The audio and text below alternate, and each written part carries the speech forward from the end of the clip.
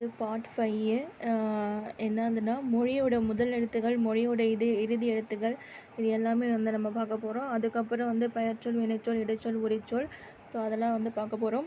So இது ஏன் அப்படி நம்ம தெரிஞ்சுக்கிறோம் அப்படின்னா, அந்த மொழிக்கு வந்து முதல்ல என்ன இருந்து அந்த லெட்டர்ஸ் பார்த்து தான் பிறமொழி சொற்கள் என்ன அப்படின்னு கண்டுபிடிக்க முடியும். இப்போ காவிரி, டமாரம், ரெக்கை, பாவை, ராக்கி, கோதை, டப்பா அப்படிங்கும்போது காவிரி, பாவை, கோதை இது எல்லாமே தமிழ் சொற்கள் அப்படின்ட்டு சொல்கிறாங்க.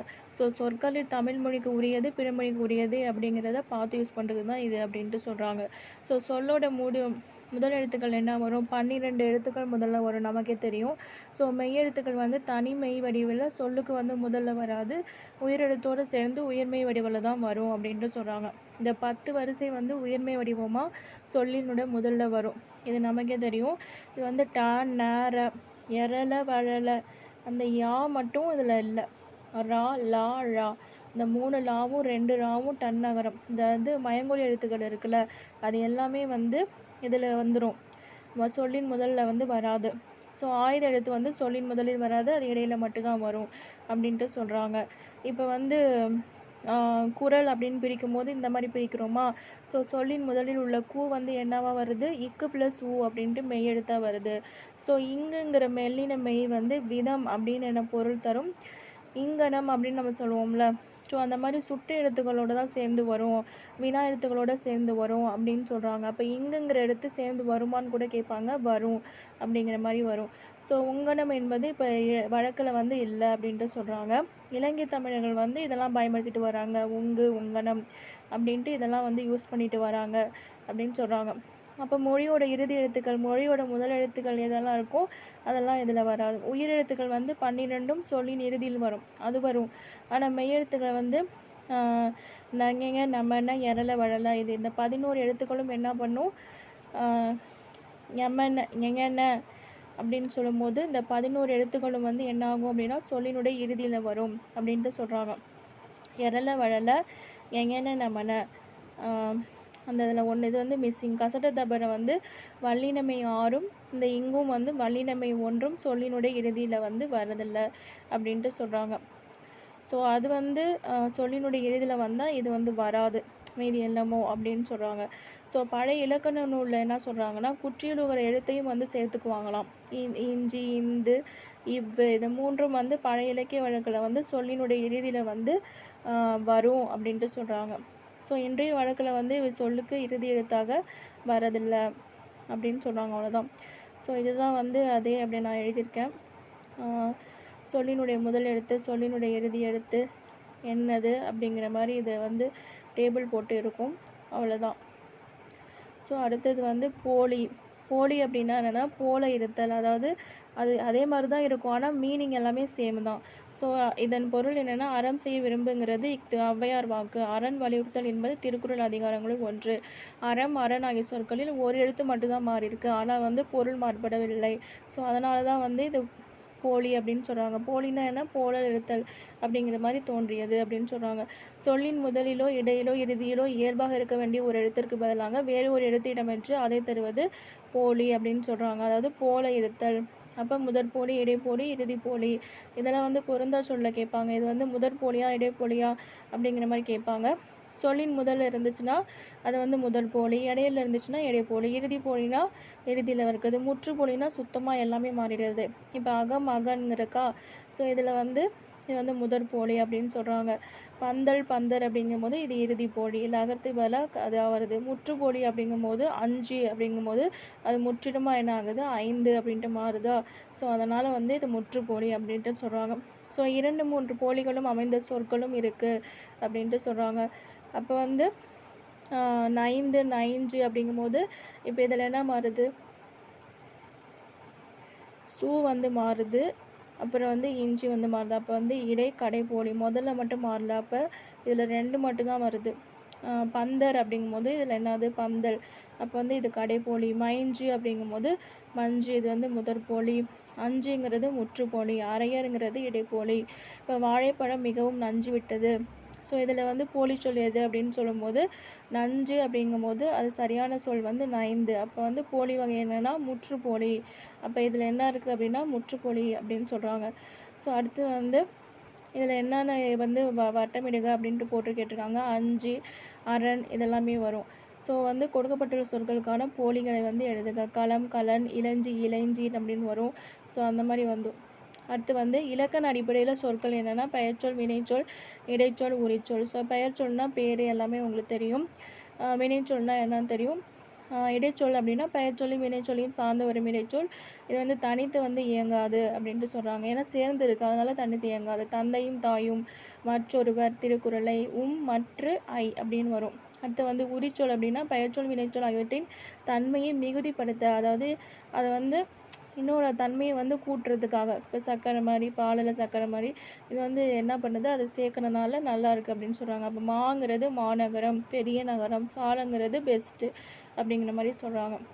ஸோ பெயர்ச்சொல் அப்படிங்கும்போது வேலன், வினைச்சொல் அப்படிங்கும்போது வந்தான், இடைச்சொல் அப்படிங்கும்போது ஐந்து மாறும், உரிச்சொல் அப்படிங்கிறது மாவீரன், பெருசு அப்படிங்கிற மாதிரி வரும். ஸோ ஒரு தொடரில் இருவினைகளை அமைத்து எழுதுக அப்படிங்கிற மாதிரி கேட்பாங்க. இப்போ விரிந்தது, விரித்தது இதெல்லாம் எல்லாமே வந்து மழைக்காற்று வீசியதால் பூவின் இதழ்கள் விரிந்தன. அடுத்து வந்து ஆற்றில் அடித்து வந்த மணல் வந்து குவிந்தது. வாங்கிய மணலை வீட்டுக்கு முன்பு குவித்து வைத்தோம். அதே மாதிரி வரும். ஸோ ஆசிரியர் சொல்லுக்கு மாணவர்கள் பணிந்து நடந்தனர். விடுமுறை என்னென்ன பாடங்களை பணித்து வருமாறு பணித்திருக்கிறார். ஸோ வந்து இதை மாதிரி வருது. ஸோ ஒரு தொடரில் இருவினைகளை அமைத்த மழைக்காற்று வீசியதால் பூவின் இதழ்கள் விரிந்தன.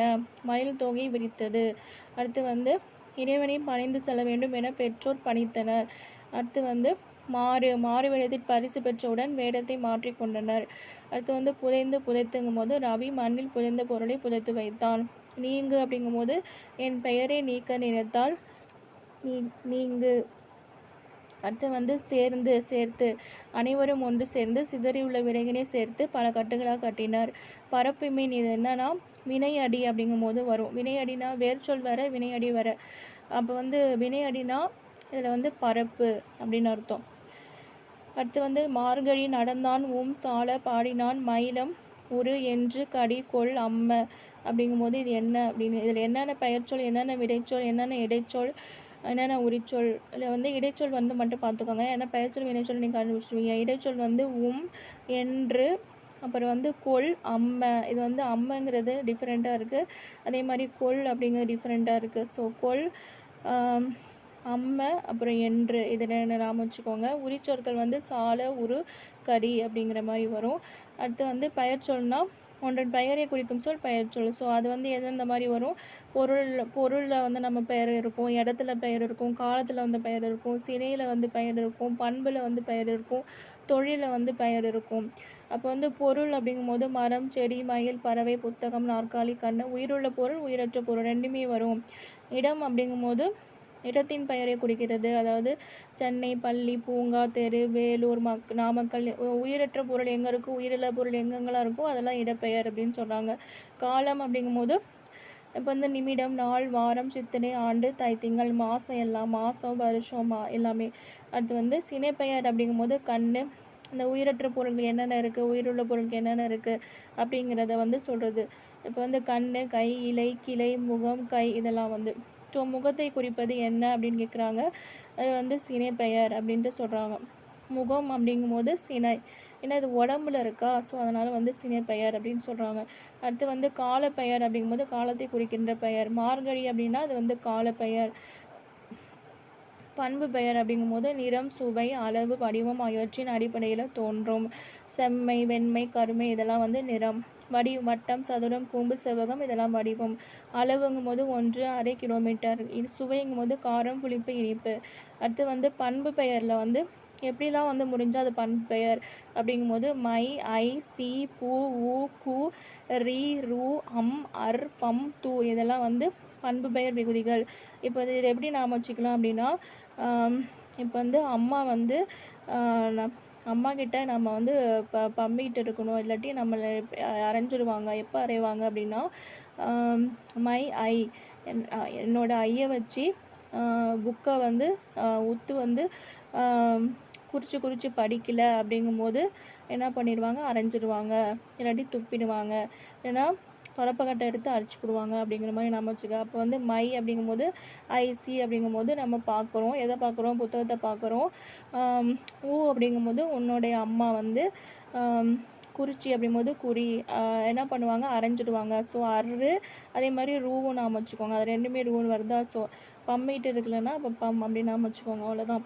ஸோ நன்மை அப்படிங்கும்போது நல் ப்ளஸ் மை, தொல்லை அப்படிங்கும்போது தொல் ப்ளஸ் ஐ, மாட்சி அப்படிங்கும்போது மான் ப்ளஸ் சி, மாண்பு அப்படிங்கும்போது மான் ப்ளஸ் பூ, மழவு அப்படிங்கும்போது மழை ப்ளஸ் ஊ, நன்கு அப்படிங்கும்போது நல் ப்ளஸ் கூ, நன்றி அப்படிங்கும்போது நல் ப்ளஸ் ரி, நன்று ப்ளஸ் நல் ப்ளஸ் ரு, நலம் அப்படிங்கும்போது நல் ப்ளஸ் அம், நன்னர் அப்படிங்கும்போது நல் ப்ளஸ் அர், திட்பம் அப்படிங்கும்போது தின் ப்ளஸ் பம், தீது அப்படிங்கும்போது தீமை ப்ளஸ் தூ. ஸோ இதெல்லாம் வந்து பண்பு பெயர் விகுதிகள். ஸோ 4 வகை சொற்களை வந்து வகைப்படுத்துக அப்படிங்கிற மாதிரி கேட்டிருக்காங்க. வளவன் பேருந்து அப்படிங்கும்போது பெயர்ச்சொல், திருக்குறள் வந்து பெயர்ச்சொல், படி அப்படிங்கும்போது வினைச்சொல், மாநகர் அப்படிங்கும்போது சால சிறந்தது, இதெல்லாம் உரிச்சொல், தீண்டல் இன்பம் அம்முன்னு முடியுதா அல்லுன்னு முடியுதா. ஸோ இதெல்லாம் வந்து இடைச்சொல் அப்படின்னு சொல்கிறாங்க. அடுத்து வந்து செய்தித்தாளில் விளையாட்டு செய்தி ஒன்றை படித்து அதில் இடம்பெற்றுள்ள 4 வகை சொற்களை எடுத்துக. ஸோ இந்தியா, இலங்கை, யுவராஜ் சிங், தோனி இதெல்லாம் வந்து பெயர்ச்சொல். ஆட்டம், அடித்தது செயல், இதெல்லாம் வினைச்சொல். இடையிலான அப்படிங்கும்போது இடைச்சொல், சால சிறந்த அப்படிங்கும்போது உரிச்சொல் அப்படின்னு சொல்கிறாங்க. பொருந்தா சொல்ல வந்து வட்டமிடுக ஐ அப்படிங்கும்போது படித்தால் ஃபஸ்ட்டு ஒன்றுக்கு, ஏன்னா மற்றது எல்லாமே வந்து ஐ மற்ற கூ இதெல்லாம் வந்து இது மாதிரி வரும். அடுத்து வந்து மதுரை கால் சித்திரை ஓடினான் அப்படிங்கும்போது ஆன்சர் வந்து ஓடினான் வினைமுற்றில் இருக்கா. ஸோ சென்ற, வந்த, நடந்த அப்படிங்கும்போது சித்திரை வந்து மாதம், அது டிஃப்ரெண்ட்டாக இருக்குது. மாநாடு ஐ மற்ற இதெல்லாம் வந்து இடைச்சொல், அதனால் மாநாடுங்கிறது தேவையில்லாதது. அடுத்து வந்து சொல் அப்படின்னா தனித்து நின்று ஒன்றுக்கு மேற்பட்ட எழுத்துக்கள் தொடர்ந்து நின்று அதெல்லாம் சொல் அப்படின்னு சொல்கிறாங்க. அதான் சொற்கள் வந்து பெயர்ச்சொல், வினைச்சொல், இடைச்சொல், உரிச்சொல். ஸோ பெயர்ச்சொல்லையும் வினைச்சொல்லையும் வந்து சார்ந்து வர்றது இடைச்சொல். தம்பிங்கிறது பேரா, ஸோ அப்போ வந்து சார்ந்து வருது கூ. திருக்குறளுங்கிறது பேரா, அது வந்து அதே மாதிரி. 4 வகை சொற்களில் தனித்துயங்கிறது பெயர்ச்சொல், வினைச்சொல். பெயர்ச்சொல் வந்து 6 வந்து சொல்லிட்டோம். ஸோ அடுத்து வந்து வினைச்சொல் அப்படிங்கும்போது இது வந்து மறை திருநாவுக்கரசு தனித்தமிழ் தந்தை மறைமலையடிகளுடைய மகன் வந்து இவர் தம் தந்தை விருப்பப்படியும் என்னப்படியும் திருவையாற்று தமிழ் பள்ளிகளுக்கு அடுத்து புலவர் பட்டம் பெற்றார். இது வந்து ஸோ இது சும்மா வந்து நம்ம நேரம் இருந்தால் படிச்சுக்கலாம், இப்போதைக்கு நமக்கு தேவையில்லை. அடுத்து வந்து மறைமலையடிகள் வரலாறு, நீலாம்பிகை வரலாறு, பெரிய புராண ஆய்வுரை போன்ற பல நூல்களை வந்து ஏற்றுள்ளார் அப்படிங்கிற மாதிரி வரும். அடுத்து வந்து பாரதியார் இதெல்லாம் வந்து ஓகே. அடுத்து வந்து நம்ம பார்க்க போகிறது வந்து என்னது அப்படின்னா வேலு நாச்சியார். இதுவும் வந்து நம்ம வந்து வேலு நாச்சியார் டாப்பிக்கில் இருக்குது. ஸோ இது வந்து நம்ம படிச்சிருப்போம். ஸோ அதனால் இது தேவையில்லைன்னு நினைக்கிறேன். அடுத்தது வந்து ஒரு, ஓர் என்பதை குறிக்க ஓர், ஒரு அப்படின்னு 2 சொற்கள் வந்து யூஸ் பண்ணுறோம். ஸோ அப்போங்கும்போது உயிரெழுத்தில் தொடங்க சொல்கிற சொல்லுக்கு ஓர், உயிர்மை எழுத்தாக ஒரு அப்படின்னு ஆரம்பிக்கும். ஸோ வந்து ஓர் உயிர் அப்படிங்கிற மாதிரி நாம் வச்சுக்கோங்க. ஓருங்கிறது ஓர், உயிர் அப்படிங்கும்போது உயிருங்கிறது உயிரெழுத்து அப்படிங்கிற மாதிரி நாம் வச்சுக்கோங்க. ஸோ ஓர் ஏரி, ஒரு நகரம், ஒரு கடல். ஸோ இதெல்லாம் வந்து அது வந்து எங்கே யூஸ் பண்ணுவோம், அக்து வந்து அக்துங்கிறது உயிரெழுத்தை தொடங்கும் சொல்லுக்கு அக்துன்னு யூஸ் பண்ணுவோம். உயிர்மை எழுத்து வந்து அது, இது எப்படி நாம் வச்சுக்கலாம், உயிரெழுத்துங்கிறது அது உயிரெழுத்து தனியாக இருக்குது. அப்போ அது சார்ந்து வர ஒரு எழுத்து வந்து இடையில வந்துருச்சு அக்து அப்படிங்கிற மாதிரி நாம் வச்சுக்கோங்க. அதுங்கிறதுக்கு தனியாக தேவையில்லை, ஏன்னா உயிர்மெய் எழுத்து எது குறைவாக இருக்கோ அது வந்து இடையில வந்து ஃபில் பண்ணுது, இல்லைன்னா எடுத்துடுறாங்க அப்படிங்கிற மாதிரி நாம் வச்சுக்கோங்க. ஒரு அழகிய சிற்றூரில் ஒரு குளம் இருந்தது. அடுத்து வந்து ஓர் இரவும் ஒரு பகலும் சேர்ந்தது ஒரு நாள். அவ்வளோதான். ஸோ அது நான் சொன்னது வந்து உங்களுக்கு புரிஞ்சிருக்கும்னு நினைக்கிறேன். ஏன்னா இது உயிரெழுத்தாக இருக்குது, இங்கே 2 உயிரெழுத்து இருக்குது. இப்போ உயிர்மெய் எழுத்து இடையில இல்லை, அதனால் வந்து இது இடையில இப்படி போட்டிருக்காங்க அப்படின்னு வச்சுக்கோங்க. இது வந்து உயிர்மெய் எழுத்துங்கிறதுனால இதில் மெய்யெழுத்து இருக்குது, அதனால் இதில் மெய்யெழுத்து ஒன்றுமே சேர்க்கலை அப்படிங்கிற மாதிரி நாம் வச்சுக்கோங்க, அதுக்காக சொன்னேன். அடுத்து வந்து அஃது நகரத்திற்கு செல்லும் சாலை, அப்போ அது நகரத்திற்கு செல்லும் சாலை அப்படிங்கிற மாதிரி வரும்.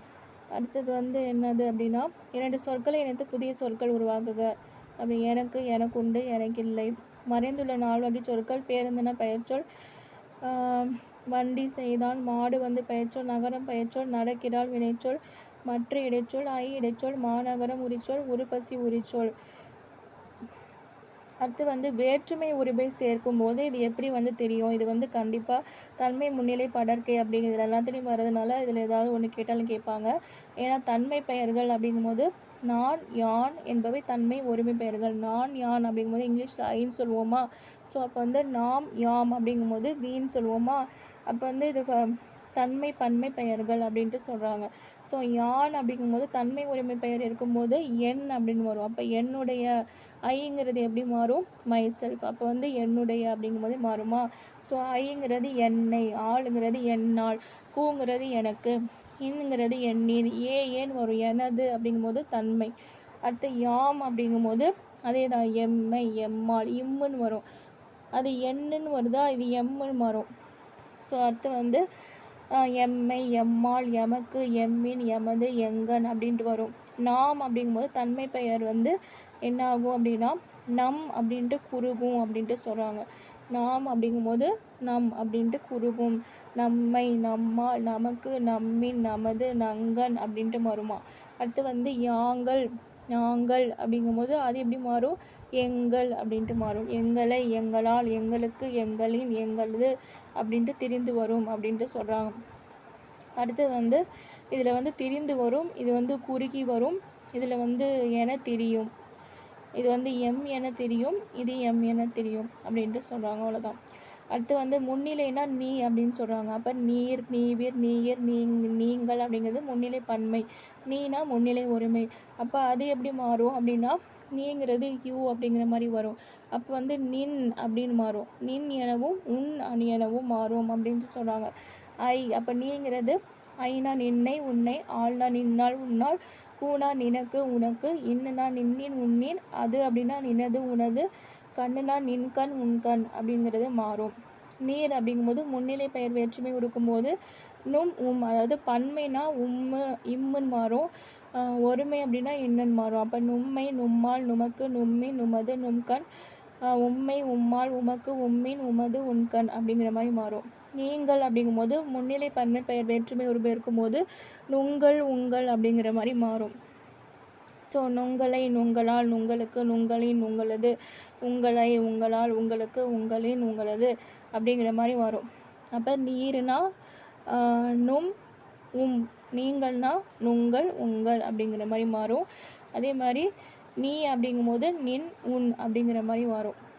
ஸோ நின்று, உன்னு, முன்னாடி நில்லு அப்படிங்கிற மாதிரி நாம் வச்சுக்கோங்க. அப்போ முன்னாடி நில்லு அப்படிங்கும்போது முன்னிலை. அப்போ நின்று, உன்னு.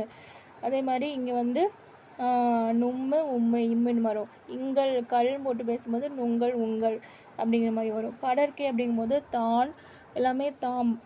அப்போ வந்து தான், தாம், தாங்கள் அப்படிங்கும்போது வேற்றுமை உறுப்பு எப்படி மாறும் அப்படிங்கும்போது தான் அப்படிங்கும்போது தன் என மாறும்.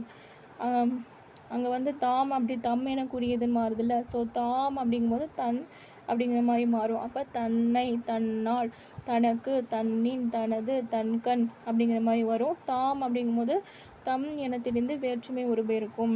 அப்படிங்கும்போது தம்மை, தம்மால், தமக்கு, தம்மின், அதே மாதிரி தமது, தங்கன் அப்படின்ட்டு மாறும். தாங்கள் அப்படிங்கும்போது படர்க்கை பெயர் தங்கள் அப்படின்ட்டு மாறும். தங்களை, தங்களால், தங்களுக்கு, தங்களின், தங்களது அப்படின்ட்டு மாறும். நான் தான், நான் முதல் குறுகும் யான், நீ, நீர், என், எம், நின்னும், ஆம்பிர, குவ்வின், அவ்வரு, 4, 6 இரட்டல். ஸோ கோடிட்டடத்தை வந்து நான் என்னும் தன்மை ஒருமை பெயர் வேற்றுமை உரிமை இருக்கும்போது நான் அப்படிங்கும்போது ஏ. இப்போ நான் தான் எந்திரிச்சு நிற்கணும். அப்போ ஏன்னு வரும். அப்போ தாம்ங்கிறது தன்மை பன்மை ஒற்றுமை இருக்கும்போது தம் அப்படின்னு தெரியும் அப்படின்னு சொல்கிறோம், படித்தோம்ல.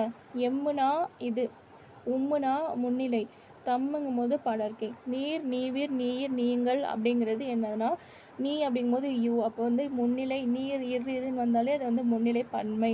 அடுத்து வந்து இதில் என்னென்னா பொறுத்துக்கு வந்து இதில் என்னென்னா தன்மை ஒருமை என்னது அப்படின்னா நீ, தன்மை நீ இல்லை, தன்மை ஒருமை அப்படிங்கும்போது தான்.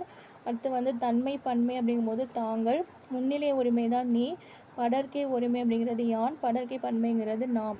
அவ்வளோதான். அடுத்து வந்து கோடிட்ட இடத்தை நிரப்புக. நாங்கள் எனும் தன்மை பெயர் நாங்கள் அப்படிங்கும்போது தன்மை பெயர் வேற்றுமை வேற்றுமை உருபு ஐ என்னும் வேற்றுமை தங்களை அப்படின்னு வரும். அந்த படர்க்கை வரும்ல, நாங்கள், தாங்கள் அப்படிங்கும்போது தங்களை அப்படின்னு வரும். தங்களை, தங்களால் அப்படிங்கிற மாதிரி வரும். சாரி, நாங்கள் இது வந்து என்னது,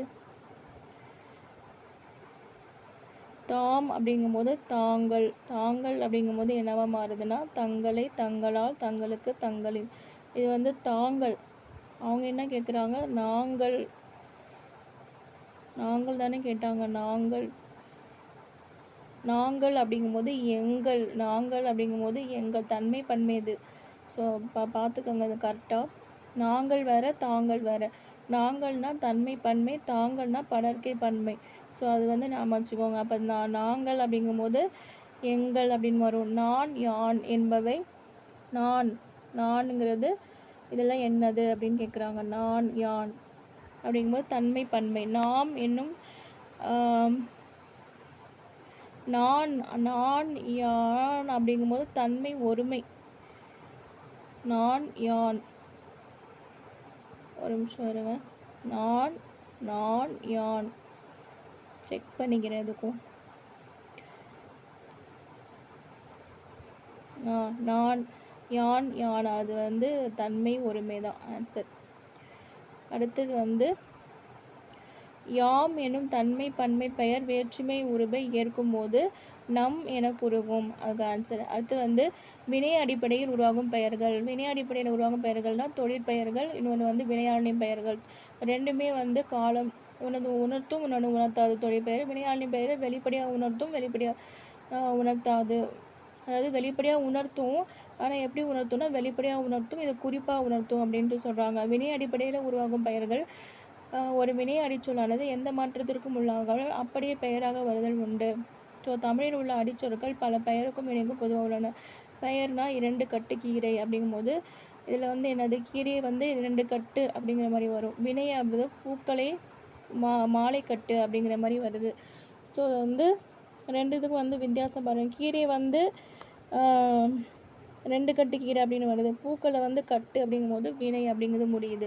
ஸோ அது மாதிரி வந்து சொல்கிறாங்க. வினை அப்படிங்கும்போது கான், எழுது, சேர் அப்படிங்கும்போது. பெயர் அப்படிங்கும்போது கண், எழுத்து, சேர்மானம். சுடு வந்து சுடர், குதிரை வந்து குதிரை, அந்த மாதிரி. தொழிற்பெயர் அப்படிங்கும்போது ஒரு வினையிலிருந்து உருவாகி அந்த வினையை குறிக்கும் பெயராக பயன்படுவது தொழிற்பெயர் அப்படின்ட்டு சொல்கிறாங்க. ஒரு வினையிலிருந்து உருவாகி அந்த வினையை குறிக்கும் பெயர். அப்போ ஆடுங்கிறது வினை, அது ஆட்டம் அப்படிங்கிறது பெயர். வாடுங்கிறது வினை, வாட்டம் அப்படிங்கிறது பெயர். நாடுங்கிறது வினை, நாட்டம் அப்படிங்கிறது பெயர். ஓடுங்கிறது வினை, ஓட்டம் அப்படிங்கிறது பெயர். ஸோ தொழிற்பெயரில் வந்து ஒரு வகை தொழிலை மட்டுமே உணர்த்தும், அவை வந்து காலம் காட்டாது. ஸோ ஆட்டம், வாட்டம் இது எல்லாமே என்னதுன்னா தொழிலை மட்டும் உணர்த்துது. ஆடுதல், வாடுதல். அடுத்து வந்து உழவு, வரவு, இதெல்லாம் வருகை, இதெல்லாம் வந்து சொல்லுது அப்படின்ட்டு சொல்கிறாங்க.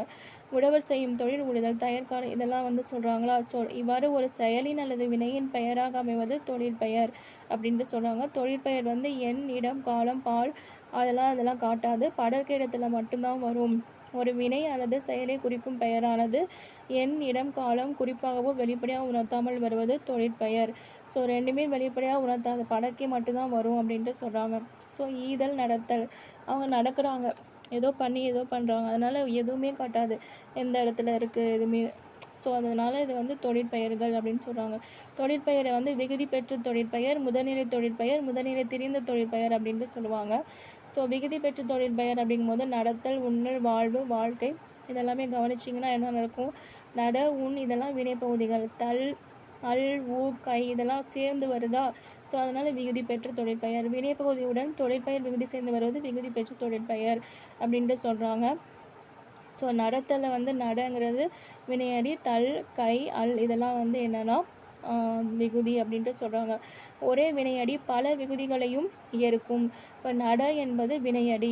ஸோ நடை, நடத்தல், ஸோ இந்த மாதிரி வந்து இந்த வினையடியானது அப்போ பல விகுதிகள் என்னது, நடையில் வந்து ஐயின் முடியுதா, தள்ளு வந்து அல்லுன்னு முடியுதா. ஸோ இது மாதிரி நிறையா வந்து வரும் அப்படின்ட்டு சொல்கிறாங்க. தல், அல், அம், ஐ, கை, வை, கூ, பூ, ஊ, தி, சி, வி, உள், காடு, பாடு, அரபு, ஆணை, மை, தூ, ஆள் இது எல்லாமே வந்து தொழிற்பெயர் விகுதிகளாக வரும். அப்போ தொழிற்பெயர் விகுதிகளாக வரும் அப்படிங்கும்போது இந்த காடு, பாடு, அரபு, யானை இதெல்லாம் வந்து காட்டு ரிலேட்டடாக இருக்குது பாருங்கள். மை அப்படிங்கும்போது இது நமக்கு தெரியும். அல், அல், ஆல், அம், ஐ, கை, வை. ஸோ அம்மாவோட வந்து கையை பிடிச்சிட்டு நம்ம காட்டுக்கு போனால் அங்கே வந்து படாத பாடு பட வேண்டியதாக இருக்குது அப்படிங்கிற மாதிரி நம்ம வச்சுக்கோங்க. அடுத்து வந்து ஐ அங்கே பாரு ஆணை அப்படின்னு நம்ம வச்சுக்கோங்க. வைனா இங்கே ஏதாவது அதாவது குப்புறப்படுத்திட்டு ஏதாவது இருக்குதான்னு பாரு அப்படிங்கிற மாதிரி நாம் வச்சுக்கோங்க. ஐனா கை, ஐ கையை வச்சுக்கிட்டு குப்புறப்படுத்துப்போ. ஸோ அப்படிங்கிற மாதிரி நம்ம வச்சுக்கலாம். காட்டுக்கு போனால் தூக்கம் வரும்ல, ஸோ அது மாதிரி. தீவு சீவிக்கிட்டு சிங்காரிச்சிட்டு அப்படிங்கிற மாதிரி நாம் வச்சுக்கோங்க. அப்போ தீவி எங்கே போன எந்த திசையில் பார்த்தாலும் ஒன்றுமே தெரியல, ரொம்ப உள்காடாக இருக்குது அப்படிங்கிற மாதிரி நாம் வச்சுக்கோங்க. அங்கங்கே மைனாக இருக்குது, மை. அப்போ தூ அது ஏதாவது ரிலேட் பண்ணிக்கோங்க, அவ்வளோதான். அல்லு, ஆள், அம்மு, ஐ இதெல்லாம் ரைமிங்காகவே நாம் வச்சுக்கணும். ஸோ அதனால் அடுத்து வந்து இதெல்லாம் வந்து தொழிற்பெயர் விகுதிகளாக வரும். அடுத்து வந்து தருதல், ஒழிதல், சாதல், தவிர்தல், பெறுதல். தல் அப்படிங்கும்போது நட்பு அப்படிங்கும்போது பூ, புளிப்புங்கிறது பூ, கூறல் அப்படிங்கும்போது அல், கோடுங்கிறது அல், மறைவுங்கிறது ஊ. அடுத்து வந்து செய்யுள், உள், ஆட்டம் ஆங்கிறது அம், முழக்கம்ங்கிறது அம், மறதிங்கிறது தீ, விலை ஐ, கொள்ங்கிறது ஐ, சீங்கிறது உணர்ச்சி, வருகைங்கிறது கை, வீங்கிறது வி, புலவிங்கிறது வி, பாடு அப்படிங்கிறது கோட்பாடு, பார்வை அப்படிங்கிறது வை, பறவைங்கிறது பர ப்ளஸ் வை, செய்யாமை அப்படிங்கிறது மை, போக்கு அப்படிங்கும்போது கூ, கேளானை ஆணை. அப்புறம் வந்து பாய்த்து அப்படிங்கும்போது பாய் ப்ளஸ் தூ, சாக்காடு காடு, நட ப்ளஸ் ஆமை நரம் ஆமை. அப்புறம் தாழான்னா ஆள். ஸோ எதிர்மறை தொழிற்பெயர் எதிர்மறை பொருளில் வருவது எதிர்மறை. அப்போ நடவாமை, கொல்லாமை அப்படிங்கும்போது எதிர்மறை தொழிற்பெயர். முதல்நிலை தொழிற்பெயர் அப்படின்னா தொழிற்பெயர் விகுதிகளே இல்லாமல் பகுதி மட்டும் வந்து தொழிலை உணர்த்துவதற்கு முதல்நிலை தொழிற்பெயர் எனப்படும். அதாவது விகுதிகளை வந்து இருக்காது, ஆனால் தொழிலை வந்து உணர்த்துவதற்கு பகுதி மட்டுமே வந்துட்டு உணர்த்துச்சு அப்படின்னா அது வந்து முதல்நிலை தொழிற்பெயர் எனப்படும். வானில் இடி இடித்தது, இது வந்து இடித்தல் கொதித்தல் என சொற்களின் பகுதி, இதுதான் பகுதி. இது ரெண்டும் இடையில வந்து மென்ஷன் பண்ணிச்சு அப்படின்னா அது வந்து முதல்நிலை தொழிற்பெயர் அப்படின்னு சொல்கிறாங்க. இவ்வாறு ஏவல் ஒருமை வினையாக அமையும் வினைச்சொற்களின் பகுதி. அதாவது எப்படின்னா கமெண்ட் பண்ண மாதிரி வரும், இடி கொதி அப்படிங்கிற மாதிரி வரும். ஸோ முதல்நிலை எந்த வகை மாற்றமும் பெறாமல் தொழிற்பெயராக அமைவது முதல்நிலை தொழிற்பெயர் அப்படின்ட்டு சொல்கிறாங்க. அப்போ வந்து செல்லமாக ஒரு அடி அடித்தான் அப்படிங்கிற மாதிரி வரும். அப்போ வந்து அறிஞர் அண்ணா வந்து தம் பேச்சில் புகழ் பெற்றால் இது வந்து விகுதி பெறாமல் தம் பொருளை வந்து உணர்த்துகின்றன. மாதவி வந்து ஆடல் கண்டு கோவலன் மகிழ்ந்தான், இது வந்து தொடரில் உள்ள பெயர்ச்சொற்கள் வந்து வினைச்சொல். ஆடல்ங்கிறது தான் தொழிற்பெயர், ஆடுங்கிறது அல், ஆடல். கோவலனுக்கு அடி விழுந்தது. ஸோ அப்போ வந்து விகுதி பெறாமல் வினையே வந்து தொழிற்பெயராகிறதுனால இது வந்து முதல்நிலை தொழிற்பெயர். எடுத்துக்காட்டு தட்டு, உரை, அடி இதெல்லாம் வந்து தட்டுதல், உரைத்தல், அடித்தல் அப்படிங்கிற மாதிரி வருமா. ஸோ அதனால் முதல்நிலை வந்து தொழிற்பெயரா அப்படின்னு வருது. முதல்நிலை திரிந்த தொழிற்பெயர் அப்படிங்கும்போது அதாவது இங்கே இடையில வரும்போது அது என்ன ஆகுது அப்படின்னா இன்டைரக்டாக இருக்கும், அதுதான் வந்து முதல்நிலை தொழிற்பெயர். முதல்நிலை திரிந்த தொழிற்பெயர் அப்படின்னா தமிழ் படிக்கும் பெரு பெற்றேன், உணவின் சூடு குறையவில்லை. தொடர்களில் பேரு சூடு இதெல்லாமே பார்த்தீங்கன்னா முதல் எழுத்து வந்து நீண்டு பேரு சூடு அப்படிங்கிற மாதிரி திரிந்து தொழிற்பெயராக மாறி இருக்கா. அதனால் வந்து இது வந்து முதல்நிலை திரிந்த தொழிற்பெயர் அப்படின்ட்டு சொல்கிறாங்க.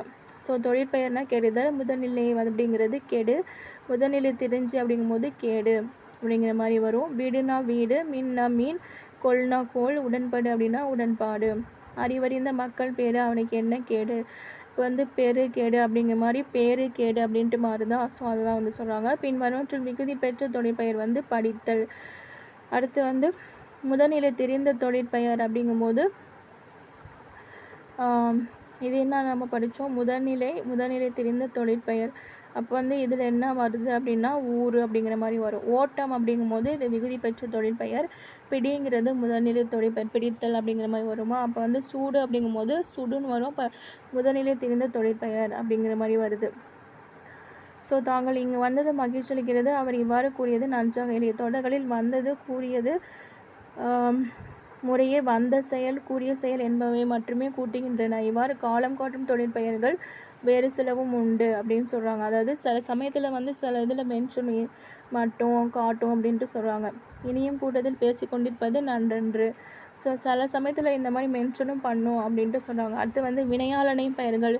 வினையாளனையும் பெயர்கள் அப்படிங்கும்போது தொழிற்பெயர் மாதிரி தான். அதாவது வினையால் அணையும் பெயர் என்பது அச்சொல்லின் இயல்பை புலப்படுத்தும். ஒரு வினைமுற்றானது வினை செய்த கருத்தாவை குறிக்க வருவது வினையாளனையும் பெயர். ஒரு வினைமுற்று வினையை உணர்த்தாமல் பெயர்த்தன்மை பெற்று வந்தாலும் பெயர்த்தன்மை பெற்று வேற்றுமை உருவை ஏற்று வந்தாலும் அது வினையாளனையும் பெயர் அப்படின்ட்டு சொல்கிறாங்க. பாடியவன் வந்து பாராட்டி பெற்றான். வினைமுற்றானது பெயர்த்தன்மை பெற்று வந்துள்ளது. அப்போ வந்து பெற்றான் பாடியவன் வந்து பாராட்டு அப்படிங்கும் போது என்ன ஆகுது அப்படின்னா ஒரு பெயர்த்தன்மை பெறுறது. அப்போ அதனால என்னது அப்படின்னா அது வந்து வினையால் அணையும் பெயர். ஒரு வினையால் அவன் வந்து ஒரு பெயர் பெற்றாங்க அப்படின்னா அது வந்து வினையால் அணையும் பெயர் அப்படின்ட்டு சொல்கிறாங்க. பாடியவனுக்கு என்ன கிடைச்சிது? பரிசு கிடைச்சிது. அப்போ பெயர்த்தன்மை பெற்று வேற்றுமை உருவை ஏற்றி வந்துள்ளது. ஸோ அதனால் வந்து இது வினையால் அணையும் பெயர். முருகன் வந்து பரிசு பெற்றான். பரிசு பெற்றானே பாராட்டினர். பெற்றானே அப்படிங்கும்போது இறந்த காலம், பெறுகின்றானே நிகழ்காலம், பெருமானே எதிர்காலம். ஸோ பெற்றான் என்பது முருகன் என்ற அழிவாய்க்கு பயனிலையாக வந்துள்ளது. பெற்றானே என்பது முருகனை குறிக்கும் பெயராக வந்துள்ளது. இது வினைக்குரிய காலத்தை காட்டும். பெயருக்குரிய வேற்றுமை உருவுகளையும் பெற்றும் வரும் அப்படின்ட்டு சொல்கிறாங்க. ஸோ வந்து வினையால் அணையும் பெயர்னால் ஒரு வினைமுற்று வினையை குறிக்காமல் வினையை செய்த கருத்தாவை குறிக்கும். பெயராய் வருவது வினையால் அணையும் பெயர். எழுதினான், எழுதியவன் என வரும். அது, அன், ஆன், அர், ஆர், நர், ஓர், ஒர், நர் ஆகிய ஓசைகளுடன் மொழியும் அப்படின்னு சொல்கிறாங்க. இழந்தவன், சென்றனர், அனுப்புனர் இந்த மாதிரி வரும். ஸோ வினையால் அணையும் பெயர்னால் சென்றனர். அன், ஆன், அர், ஆர், ஒர், நர், அது அப்படின்னு சொல்கிறாங்க. ஸோ வினையாளனின் பெயர் எத்தனை இருக்குது? தன்மை, முன்னிலை, பயனிலை இவை மூன்றும் உடன்பாட்டு பொருளில் வந்துள்ளது. ஸோ வினையாளனின் பெயர் வந்து எதிர்மறை பொருளில் வருவதும் உண்டு அப்படின்னு சொல்கிறாங்க. பாடாதவர் பரிசு பெற முடியாது. அருள் முடியுதா? ஸோ அரு, ஆறு, அன்னு, ஆணு, நர்ரு, ஒர்ரு, அப்புறம் அதுன்னு வரும். அடுத்து வந்து தன்மை வினையாளனின் பெயர் அப்படின்னா தன்மை வினை முற்று பெயர் தன்மை பெற்று வந்தால் தன்மை வினையாளனின் பெயர். அப்போ எடுத்தேனே பார்த்தாயா அப்படிங்கும்போது ஒருமை, எடுத்தேமை பார்த்தாயா அப்படிங்கும்போது பன்மை. அடுத்து வந்து முன்னிலை வினையாளனின் பெயர் அப்படிங்கும்போது முன்னிலை வினை முற்று பெயர் தன்மை பெற்று வந்தால் அது முன்னிலை வினையாளனின் பெயர். அப்போ சென்றாயை கண்டேன் அப்படிங்கும்போது ஒருமை, சென்றீரை கண்டேன் அப்படிங்கும்போது பன்மை. அடுத்து வந்து படற்கை வினையாளனின் பெயர் அப்படிங்கும்போது படித்தவனுக்கு பரிசு கிடைத்தது அப்படிங்கும்போது வினையாளனின் பெயர் வந்து வினை ப்ளஸ் ஆள் ப்ளஸ் அணையும் பெயர் அப்படின்னு பிரிப்பாங்களா. ஸோ வினையாளனின் பெயர் வந்து காலம் காட்டும். தொழிற்பெயர் வந்து காலம் காட்டாது. தொழிற்பெயரில் வந்து ஒருமை, பன்மை, பால் பாகுபாடுகள் இதெல்லாம் வந்து இருக்காது. வினையாளனின் பெயர்லாம் இதெல்லாம் இருக்கும். செஞ்சவங்க வந்து தெரியும், எந்த இடம் எந்த காலம் எல்லாமே தெரியும் அப்படின்ட்டு சொல்கிறாங்க. நேற்று வந்தவன் இன்றும் வந்தான். அப்போ இத்தொடரில் வந்தவன் அப்படிங்கும்போது வினையால் அணையும் பெயர், வந்தான் அப்படிங்கும்போது வினைமுற்று. ஸோ வருதல் அப்படின்னா தொழிற்பெயர். வந்தவன் என்னும் சொல் வருதல் என்ற தொழிலை குறிக்காமல் வருதலை செய்த ஆளை குறிக்கிறது. ஸோ வருதல் என்னும் வினையால் தழுவ பெற்ற பெயர் ஆதலின் இது வினையாளனையும் பெயர் அப்படின்னு சொல்கிறாங்க. ஸோ பாடினாள் அப்படிங்கும்போது வினைமுற்று, பாடுதல் அப்படிங்கிற தொழிற்பெயர், பாடியவள் அப்படிங்கும்போது வினையாளனையும் பெயர் அப்படின்னு சொல்கிறாங்க. நாடியவன் ஆண்பால் வினையாளனின் பெயர், நாடியவள் பெண்பால் வினையாளனின் பெயர், வந்தவர்கள் பலர்பால் வினையாளனின் பெயர். ஸோ வென்றவர் விட்டதில்லை, விட்டவர் வென்றதில்லை, வென்றவர் விட்டவர் என்பது வினையாளனின் பெயர்கள். வென்றவர் விட்டிலர், விட்டவர் வென்றலர் அப்படிங்கும்போது வினையாளனின் பெயர்கள். ஸோ அதனால் என்னென்னா எதிர்மறை, அருகிலார் நீங்காமை அப்படிங்கிறது எதிர்மறை வினையாளனின் பெயர். ஒரு வினைமுற்றானது பெயரின் தன்மை அடைந்து வேற்றுமை உருவை ஏற்றும் ஏற்காமலும் வேறொரு பயனிலையை கொண்டு முடிவது வினையாளனின் பெயர் அப்படின்னு சொல்கிறாங்க. ஸோ வேற்றுமை உருவை ஏற்றுக்கிட்டாலும் சரி ஏற்காமலும் போனாலும் சரி அது வந்து வினையாளனின் பெயர் அப்படின்னு சொல்கிறாங்க. ஸோ எல்லா காலத்துலேயும் வருமே, எல்லா படற்கை இந்த 3 இடத்துலையும் வரும், காலத்தையும் காட்டும் அப்படின்னு சொல்கிறாங்க. வந்தவர் அவர் தான், பொறுத்தார் பூமி ஆழ்வார். ஸோ ஆறு முடியுதா, அதனால் இது வினையாளனின் பெயர். அர், ஆர், அதே மாதிரி அது, அதுக்கப்புறம் என்னது நர், இதெல்லாம் வந்து வினையாளனின் பெயர் இதில் வந்து வரும் அப்படின்ட்டு சொல்கிறாங்க. அடுத்து வந்து தொழிலை மட்டும் உணர்த்தும் அல்லது வினையானது பெயர்த்தன்மையாகி வினையவே உணர்த்தி நிற்கும் அப்படின்னா அது தொழிற்பெயர். தொழிலையும் தொழில் செய்த பொருளையும் வந்துச்சுன்னா அது வந்து வினையாளனையும் பெயர். பழக்க இடத்தில் மட்டும் வரும், காலத்தை காட்டாது, இது வந்து காட்டும், எல்லாத்துலேயும் வரும். ஸோ பாடுதல், படித்தல், தூக்கல், பொறுத்தல், ஒராள், பொறை, ஆள் வருதா, பொறை, ஐன் வருதா, அமை, ஒழ்காமை, அவ்வதுரைவது, அதுன்னு வருதா. ஸோ இதெல்லாம் வந்து தொழிற்பெயர். பாடியவள் அல், அர், கெட்டனர் அர், கூடினர் அர், பகர்வார் ஆர், மதிபவர் அர், போனவர் அர், பொறுத்தார் துறந்தார், அது, உய்ப்பது, எண்ணிய ஆ, மாண்டார் ஆர், நோக்கிருப்பவர் அர், இல்லாதவர், இதெல்லாம் வந்து வருது. ஸோ வினையின் பெயரே படர்க்கே, வினையால் அணும் பெயரே ஆண்டுமாகும். வந்தவன் வந்து நல்லவன், வந்தானை பார்த்தேன், வெந்ததை உணர்கிறோம். ஸோ வந்தான், வெந்தது, இதெல்லாம் வந்து வினையாளனின் பெயர்கள் அப்படின்ட்டு சொல்கிறாங்க. அவ்வளோதான். இதுவே போன்ற வினையாளனின் பெயர்கள் குறிப்பு வினையிலிருந்தும் அமையும் அப்படின்னு சொல்கிறாங்க. அதாவது கரியவனை கண்டாயா, கரியானி வரச்சொல், இதெல்லாம் வந்து குறிப்பு வினைமுற்று சொற்களில் இருந்து வந்தது அப்படின்ட்டு சொல்கிறாங்க. அஃறிணையிலும் இத்தகைய பெயர்கள் வந்து வரும் அப்படின்ட்டு சொல்கிறாங்க. ஸோ இவ்வாறு பல்வகையான சொற்கள் வந்து பயன்படுது. இப்போ மதுரை அப்படிங்கும்போது இடப்பெயர், பூங்கிறது சினைப்பெயர், சதுரம் அப்படிங்கிறது அப்படிங்கும்போது இது என்னது, பொருட்பெயர், காலைப்பெயர், பண்பு பெயரே இல்லை. அப்போ பண்பு பெயரா, பண்பு பெயர் தானே வரும், தப்பாக ஒத்துருக்காங்க. ஆதிரையான் என்பது எந்த வகை பெயர் சொல்லி குறிக்கிறது? ஆதிரையான் அப்படிங்கும்போது இது வந்து காலப்பெயர். முகத்தை அப்படிங்கும்போது சினைப்பெயர். விடியலில் துயில் எழுந்தேன் அப்படிங்கும்போது விடியல் அப்படிங்கும்போது காலப்பெயர். தென்னன் அப்படிங்கும்போது இடப்பெயர். அது வந்து கேட்டவர் மகிழ பாடிய பாடல். ஸோ இது இடம்பெற்றுள்ள தொழிற்பெயரும் வினையாளனின் பெயர் வந்து பாடல் அப்படிங்கும்போது தொழிற்பெயர், கேட்டவர் அப்படிங்கும்போது வினையாளனின் பெயர். தொழிற்பெயரின் பகுதி திரிந்து வரும் பெயர், அது வந்து தொழிற்பெயரின் பகுதி வந்து முதல்நிலை தொழிற்பெயர். வரவு எனும் தொழிற்பெயரின் விகுதி வந்து வு அப்படிங்கிற மாதிரி சொல்கிறாங்க. வு, இந்த வு ஃபஸ்ட்டு இது அந்த குறிலா. அடுத்து வந்து வட்டம் அப்படிங்கும்போது அது வந்து என்னது அப்படின்னா அளவு, பண்பு. இத்தொடர்களில் உள்ள வினைமுற்றுகளை தனியே எடுத்தெடுத்து தொழிற்பெயர்களாக மாற்றுங்க. அழைக்கும் அப்படின்னா அழைத்தல், ஏறுவேன் அப்படின்னா ஏறுதல், அமர்வேன்னா அமர்தல், பார்ப்பேனா பார்த்தல், எய்தும் அப்படின்னா எய்தல். கட்டு அப்படிங்கும்போது முதல்நிலை தொழிற்பெயர். ஏவல் வரும் பகுதியாக வருமா, அதனால் முதல்நிலை தொழிற்பெயர். சொட்டு இந்த மாதிரி ஆர்டர் போடுற மாதிரி வந்துச்சுன்னா அது முதல்நிலை தொழிற்பெயர். வழிபாடு அப்படிங்கும்போது விகுதி பெற்ற தொழிற்பெயர். கேடு அப்படிங்கும்போது முதல்நிலை திரிஞ்சிச்சு. அடுத்து வந்து கோரல் அப்படிங்கும்போது விகுதி பெற்ற தொழிற்பெயர், அல்லுன்னு முடியுது. அடுத்து வந்து நடத்தல் அப்படிங்கும்போது தொழிற்பெயர். கொல்லாமை அப்படிங்கும்போது எதிர்மறை தொழிற்பெயர். கேடு அப்படிங்கும்போது முதல்நிலை தெரிந்த தொழிற்பெயர். வந்தவர் வந்து வினையாளனின் பெயர். எதிர்மறை தொழிற்பெயர் சான்றினை தேர்ந்தெடுக்க. எதுனா கொல்லாமை. தொழிலை செய்யும் கருத்தாவை குறிப்பது எது அப்படின்னா வினையாளனின் பெயர். மூவிடத்திற்கும் உரியது வந்து வினையாளனின் பெயர். படர்க்கைக்கு மட்டுமே உரியது வந்து தொழிற்பெயர். அவ்வளோதான். அடுத்து வந்து வினைமுற்றை வினையாளனின் பெயராக மாற்றி தொடர்களை இணைத்தெழுதுக. கலையரங்கத்தில் எனக்காக காத்திருக்கிறார், அவரை அழைத்து வாருங்கள். ஸோ கலையரங்கத்தில் எனக்காக காத்திருக்கிறவரை அழைத்து வாருங்கள் அப்படின்னு சொல்கிறாங்க. ஊட்டமிக உணவு உண்டார், அவர் நீண்ட வாழ்நாள் பெற்றார். ஊட்டமிக உணவு உண்டவர் நீண்ட வாழ்நாள் பெற்றார். நேற்று என்னை சந்தித்தார், அவர் என் நண்பர். நேற்று என்னை சந்தித்தவர் என் நண்பர். பொது அறிவு நூல்களை தேடி படித்தார், போட்டித் தேர்வில் வென்றார்.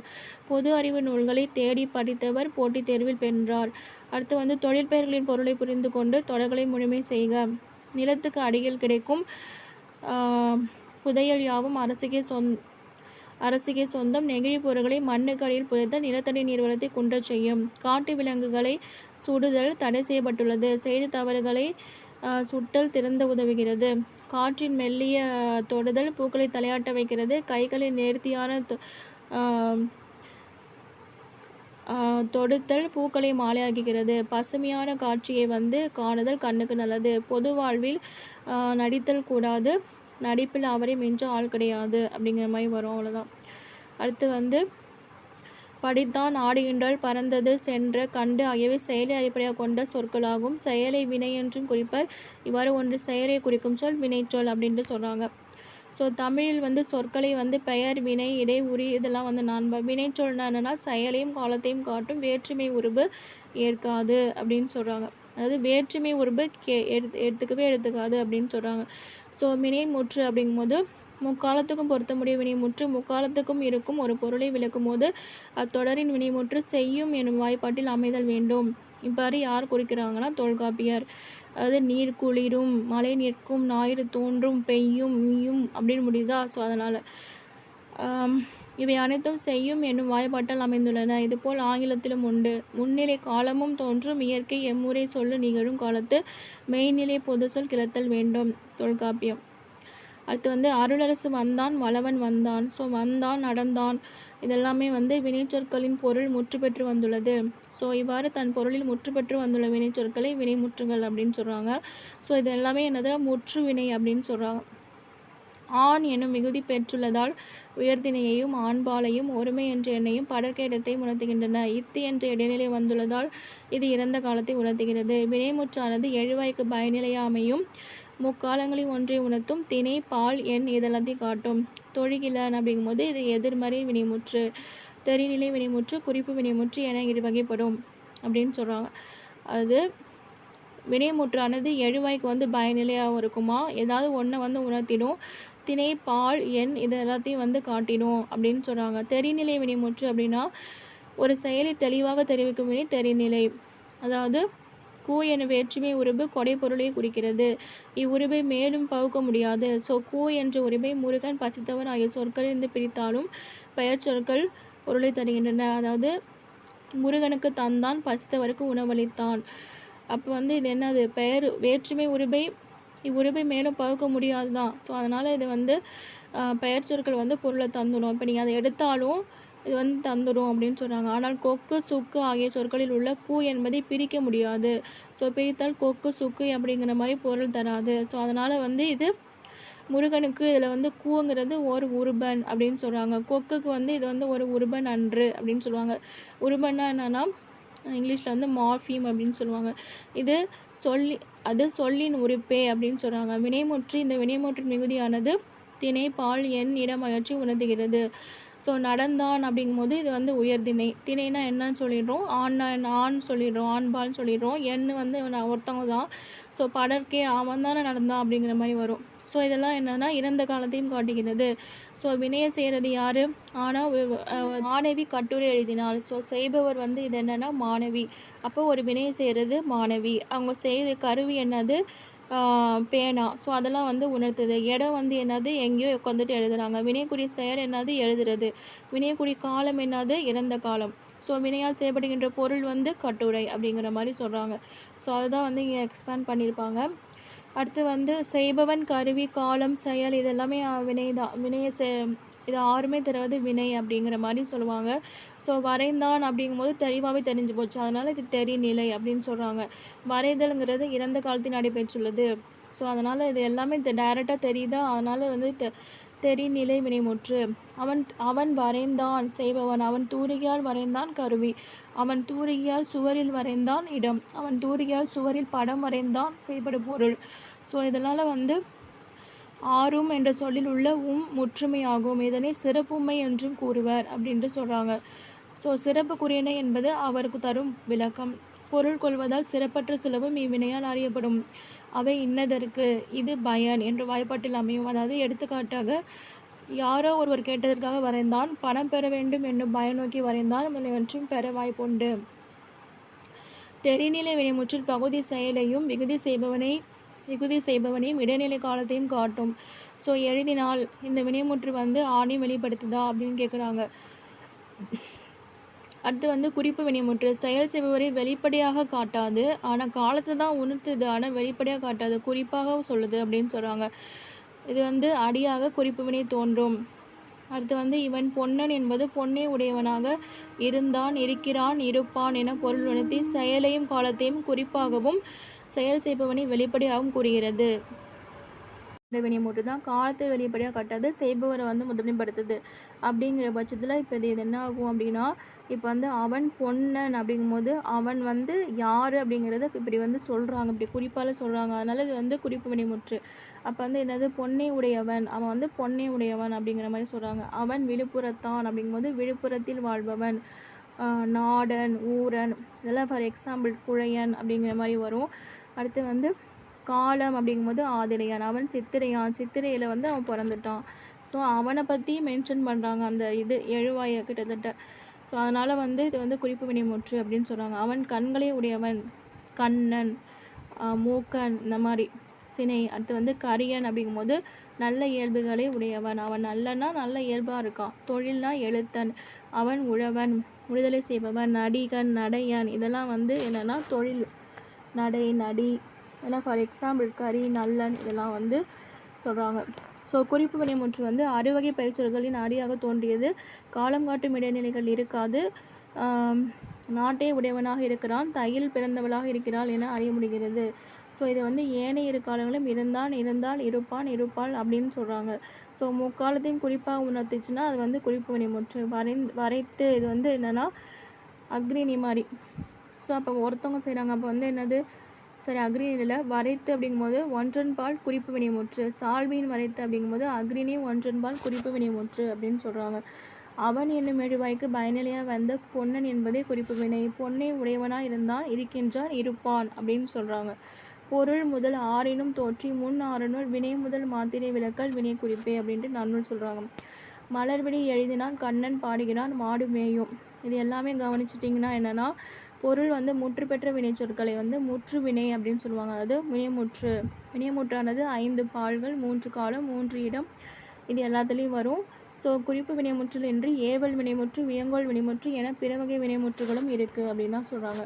ஏவல் வினைமுற்றுனா என்ன, பாடம் படி, கடைக்கு போ, இதெல்லாம் வந்து ஒரு கமெண்ட் பண்ணுறாங்களே, ஸோ அதனால் வந்து இது ஏவல் வினைமுற்று அப்படின்னு சொல்கிறாங்க. ஒருமை பன்மை இது 2 வகையிலையும் வரும் அப்படின்னு சொல்கிறாங்க.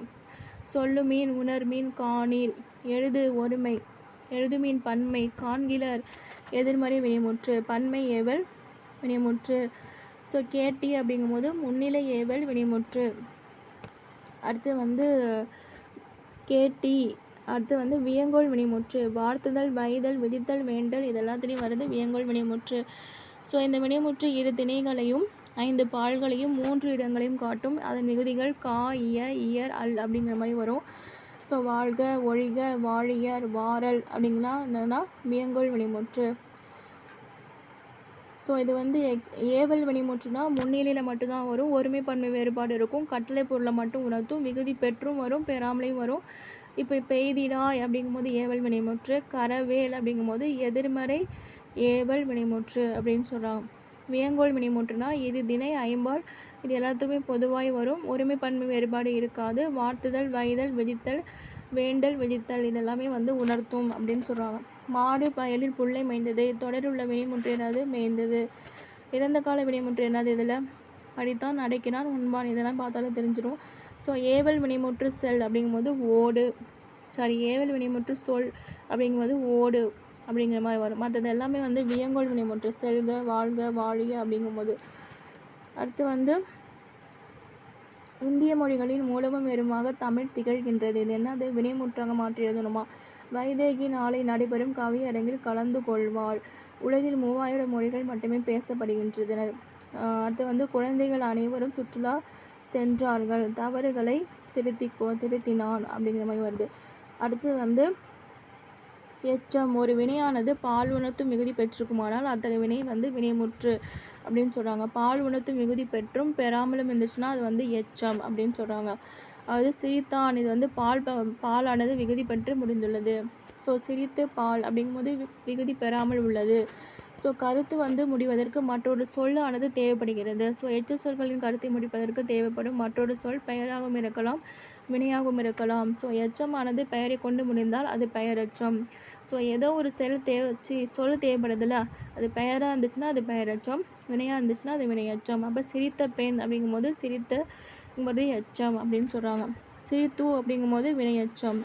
சிரித்து மகிழ்ந்தான் அப்படிங்கும்போது அது வினையில் கொண்டு முடியுது, அதனால் வினையச்சம் அப்படின்னு சொல்கிறாங்க. கயல்வெளி படித்தால், கோதை சென்றால், இதெல்லாம் வந்து வினையச்சம் அப்படின்னு சொல்கிறாங்க. முற்று பெறாத வினைச்சொற்கள் வேறொரு வினைமுற்றை கொண்டு முடிந்தால் அது வினையச்சம் எனப்படும். படித்த என்னும் சொல் மாணவன், மாணவி, பள்ளி, புத்தகம், ஆண்டு, இதெல்லாம் பெயர் சொற்களில் ஒன்றை கொண்டு முடிகிறதா, அதனால் இது வந்து 3 காலத்துலேயுமே வருகிறது. ஸோ அதனால் வந்து பெயரெச்சம். அதே மாதிரி படித்து என்னும் சொல் முடித்தான், வியந்தாள், மகிழ்ந்தார் போன்ற வினைச்சொற்களில் ஒன்றை கொண்டு முடியும். படித்து முடித்தான் அப்படிங்கும்போது ஏதோ ஒன்று தான் சொல்லுது. இவ்வாறு வினையை கொண்டு முடியும் எச்சம் வினையெச்சம் சொல்கிறாங்க அப்படின்னு சொல்கிறாங்க. ஸோ இதெல்லாம் வந்து பெயரெச்சங்கள் மலிந்த, மண்டிய, சொல்லிய, சுற்றிய, பாங்கர், விட்ட வாள், பூத்த. இந்த விட்ட வாள் அப்படிங்கிறது இது பண்ணிக்கோங்க. பாங்கர் அருண்முடிது, படைத்த, வீற்றிருந்த, இதெல்லாம் வந்து பாடிய பாடல், கேட்ட வாசகம், இறந்த கால பெயரெச்சம், பாடுகின்ற பாடல் நிகழ்கால பெயரெச்சம், பாடும் பாடல் எதிர்கால பெயரெச்சம், படித்த கல்வி, சென்ற கோதை, படித்த சென்ற, இதெல்லாம் வந்து கோதை என பெயரை கொண்டு முடிந்ததால் இது அந்த மாதிரி சொல்லிட்டே இருக்காங்க. இதெல்லாம் ஃபார் எக்ஸாம்பிளுக்கு நான் எடுத்திருக்கேன். அடுத்து வந்து இதில் வந்து பார்த்திங்கன்னா இறந்த கால வினையெச்சம் படித்து வந்தான், ஓடி சென்றான், படித்து வருகின்றான், ஓடி செல்கின்றான், ஓடி செல்வான், பறந்திடாமல் தூக்கின், உண்ணாது, எதிர்மறை வினையெச்சம், மெல்ல பேசினான். இதெல்லாம் வந்து வினையெச்சம் அப்படின்னு சொல்கிறாங்க. எழுதிய கடிதம், எழுதிய என்னும் சொல் எழுதல் என்னும் செயலையும் இறந்த காலத்தையும் தெளிவாக காட்டுகிறது. இவ்வாறு செயலையும் காலத்தையும் வெளிப்படையாக தெரியுமாறு காட்டும் பெயரெச்சம் தெரிநிலை பெயரெச்சம். ஸோ அதிலே பெயரெச்சத்திலே தெரிநிலை பெயரெச்சம் அப்படிங்கும்போது அப்போ இது என்னது, இது எல்லாமே டேரெக்டாகவே தெளிவாக வந்து காமிச்சிச்சுன்னா அது தெரிநிலை பெயரெச்சம். அப்போ வந்து வந்த பையனை பார்த்து கண்ணன் நின்றான். அப்போ கண்ணன் என்னும் பெயரை கொண்டு விடுவதால் பெயரெச்சம். தெரிநிலை வினையெச்ச வாய்ப்பாடுகளாக செய்து, செய்யா, செய்யு, செய்தன, செய்யி, செய்யின், செய்யர், வான், பான் என்பவற்றை கூறுவார். இவற்றை முதல் 5ம் இறந்த காலத்திற்குரியவை என்றும் நிகழ்காலத்திற்குரியவை என்றும் ஏனைய 6ம் என்றும் கூறுவார். என்று செய்து, செய்ய, செய்யின் என்னும் வினையெச்ச வடிவங்களை வழக்கில் காணப்படுகின்றன. பாரி எழுந்து வந்தான், செய்து. நான் படிக்கப் போகிறேன், செய்ய. நீ வரின் மகிழ்வேன், செய்யின் அப்படின்னு சொல்கிறாங்க. அப்போ ஏதோ ஒன்று செய்கிறாங்க. அப்போ செய்து, அப்போ எழுந்து, செய்ய அப்படிங்கும்போது படிக்க, வரின், செய்யின் அப்படிங்கிற மாதிரி வராங்க. செய்த, செய்கின்ற, செய்யும் இது வந்து முக்காலத்திற்கு முறைய பெயரச்ச வாய்ப்பாடுகள். இவை முக்காலத்தையும் செயலையும் வெளிப்படையாக காட்டி செய்பவன அப்படின்னு சொல்கிறாங்க. ஸோ இவை உடன்பாட்டிலும் எதிர்மறையிலும் வரும். உண்ட இளங்கோவன், செய்பவன் இளங்கோவன், கருவி களம், காலம் வந்து இறந்த காலம், செயல் வந்து உண்ணுதல், நிலம் வீடு, செய்யப்படும் பொருள் சோறு. அப்போ உண்கின்ற இளங்கோவன், உண்ணும் இளங்கோவன் அப்படின்ட்டு நிகழ்காலம் எதிர்காலம் இது எல்லாத்தையும் காட்டுதா. ஸோ அதனால் வந்து இது பெயரச்சம். அடுத்து வந்து உடன்பாடு எதிர்மறை பெயரச்சம் அப்படிங்கும்போது உண்ட இளங்கோவன், உண்ணாத இளங்கோவன், மூவாத ஞாயிறு, நீங்கா இன்பம். இதெல்லாம் என்னன்னா நீங்காத இன்பம் அப்படிங்கும்போது ஈறுகட்ட எதிர்மறை பெயரச்சம். சிறிய கடிதம் அப்படிங்கும்போது சிறிய என்ற சொல்லின் செயலையோ காலத்தையோ அறிய முடியவில்லை. ஸோ அதனால் பன்மணி மட்டும் குறிப்பாக உணர்த்துதா. அதனால் இது வந்து காலத்தை தெளிவாக காட்டாமல் பன்மணி மட்டும் குறிப்பாக உணர்த்துதா. ஸோ அதனால் இது வந்து குறிப்பு பெயரச்சம். நல்ல பையன் அப்படிங்கும்போது காலத்தை செயலை உணர்த்தாமல் பன்மணி மட்டும் உணர்த்தி நின்று பெயர்ச்சொல்லை கொண்டு முடிந்துள்ளது. அதனால் இது வந்து தெரிந்தது குறிப்பு பெயரச்சம் அப்படின்னு சொல்கிறாங்க. ஸோ நல்ல மாணவன், தீய மாணவன் இதுலேயும் வந்து உடன்பாடு எதிர்மறை இருக்குது அப்படின்னு சொல்கிறாங்க. அவ்வளோதான். அடுத்து நம்ம பார்க்க போகிறது வந்து வினையெச்சம்.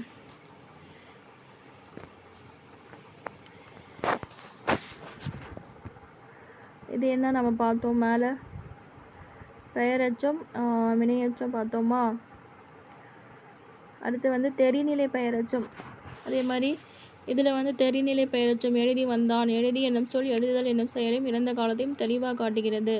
ஸோ வெளிப்படையாக தெரியுமாறு காட்டும் வினையெச்சம் தெரிநிலை பெயரச்சம் அப்படின்னு சொல்கிறாங்க. அவ்வளோதான். அடுத்து வந்து இதில் என்னது, மெல்ல வந்தான். இத்தொடரில் மெல்ல என்னும் சொல் காலத்தை வெளிப்படையாக காட்டவில்லை, பண்பை மட்டும் உணர்த்துகிறது. அப்படியே இதுக்கு ஆப்போசிட்டு அது பெயரச்சம் கொண்டு முடியுதா, இது வந்து வினை இதை வந்து கொண்டு முடியுது. அவ்வளோதான். அடுத்து வந்து முற்றச்சம் அப்படிங்கும்போது வள்ளி படித்தனல். இத்தொடரில் படித்தனல் என்னும் சொல் படித்தால் என்னும் வினைமுற்று பொருளை தருகிறது. ஸோ வள்ளி படித்தனல் மகிழ்ந்தால் ஒரு வினைமுற்று எச்ச பொருள் தந்து மற்றொரு வினைமுற்றை கொண்டு முடிவது முற்றச்சம் எனப்படும். மைதிலி வந்தனல் பாடினாள், முருகன் படித்தனல் தெரிந்தனல், வந்தனல் படித்தனல் என வினைமுற்றுகள் வந்து படித்து அப்படிங்கிற ஒரு வினைமுற்றுகளை கொண்டு முடிந்துள்ளது. இவ்வாறு ஒரு வினைமுற்று சொல் எச்ச பொருளில் வந்து மற்றொரு வினைமுற்றை கொண்டு எனப்படுவது முற்றச்சம் எனப்படும். ஸோ அந்த எச்சத்தை வந்து முற்று பெறுறது வந்து இந்த எச்சம் தான் அப்படிங்கிற மாதிரி சொல்கிறாங்க. அதனால் இது வந்து முற்றச்சம் அப்படின்னு சொல்கிறாங்க. ஸோ ஈறுகட்ட எதிர்மறை பெயரச்சம். ஒரு எதிர்மறை பெயரச்சத்தின் கடைசியில் தா ஆனது கெட்டு விடுவது ஈறுகட்ட எதிர்மறை பெயரச்சம். இது ஆ என்ற ஓசையுடன் முடியும். ஸோ அணையாத விளக்கு, அணையா விளக்கு அப்படிங்கிற மாதிரி வரும். கூட்டுநிலை பெயரெச்சம் ஒன்றுக்கு மேற்பட்ட எச்சங்கள் சேர்ந்து பெயரை கொண்டு முடிவது கூட்டுநிலை பெயரெச்சம். ஸோ வேண்டிய, கூடிய, தக்க, வல்ல முதலான பெயரெச்சங்களை செய்ய எனும் வாய்ப்பாட்டு வினைச்சுடன் சேர்ப்பதன் மூலம் கூட்டு பெயரெச்சங்கள் உருவாகிறது. அது கேட்க வேண்டிய, சொல்லத்தக்க, மலைவிழா, தொலைவிழா அப்படிலாம் முடியுதா. அதனால் இது வந்து ஈறுகெட்ட எதிர்மறை பெயரெச்சங்கள். சான்று வந்து அதுக்கு கேட்க வேண்டிய பாடல், சொல்லத்தக்க செய்தி அப்படின்னு சொல்கிறாங்க. ஸோ நிறைய வந்து இந்த மாதிரி சேர்த்து முடிஞ்சிச்சு அப்படின்னா அது வந்து கூட்டுநிலை பெயரெச்சங்கள் அப்படின்னு சொல்கிறாங்க. மலைவிழா, தொலைவிழா அப்படிங்கும்போது ஈறுகெட்ட எதிர்மறை பெயரெச்சம். தரும், பொருவும், குடை, வரும், பெருமாள் இது வந்து செய்யும் என்னும் வாய்ப்பாட்டு பெயரெச்சம். கதத்த அப்படிங்கும்போது குறிப்பு பெயரெச்சம். அவ்வளோதான். வனப்புமிக்க சோலை, சோலை வனப்புமிக்கது எடுத்துக்காட்டு. பெயரெச்சத்தை வினைமுற்றாக மாற்றுங்க அப்படிங்கிற மாதிரி வந்துட்டு வினைமுற்றி பெயரெச்சமாக மாற்றுங்க. நேற்று மதியழகன் வந்தான், நேற்று வந்த மழையழகன். எழிலன் படம் வரைந்தான், அப்பா வந்து சினம் கொண்டார்.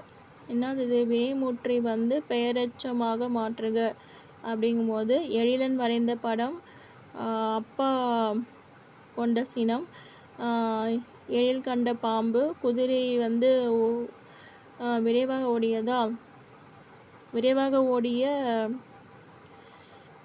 ஓடிய குதிரை. அடுத்து வந்து குரங்குகள் தாவி குதித்தன வந்து தாவி குதித்த குரங்குகள் அப்படிங்கிற மாதிரி வரும்.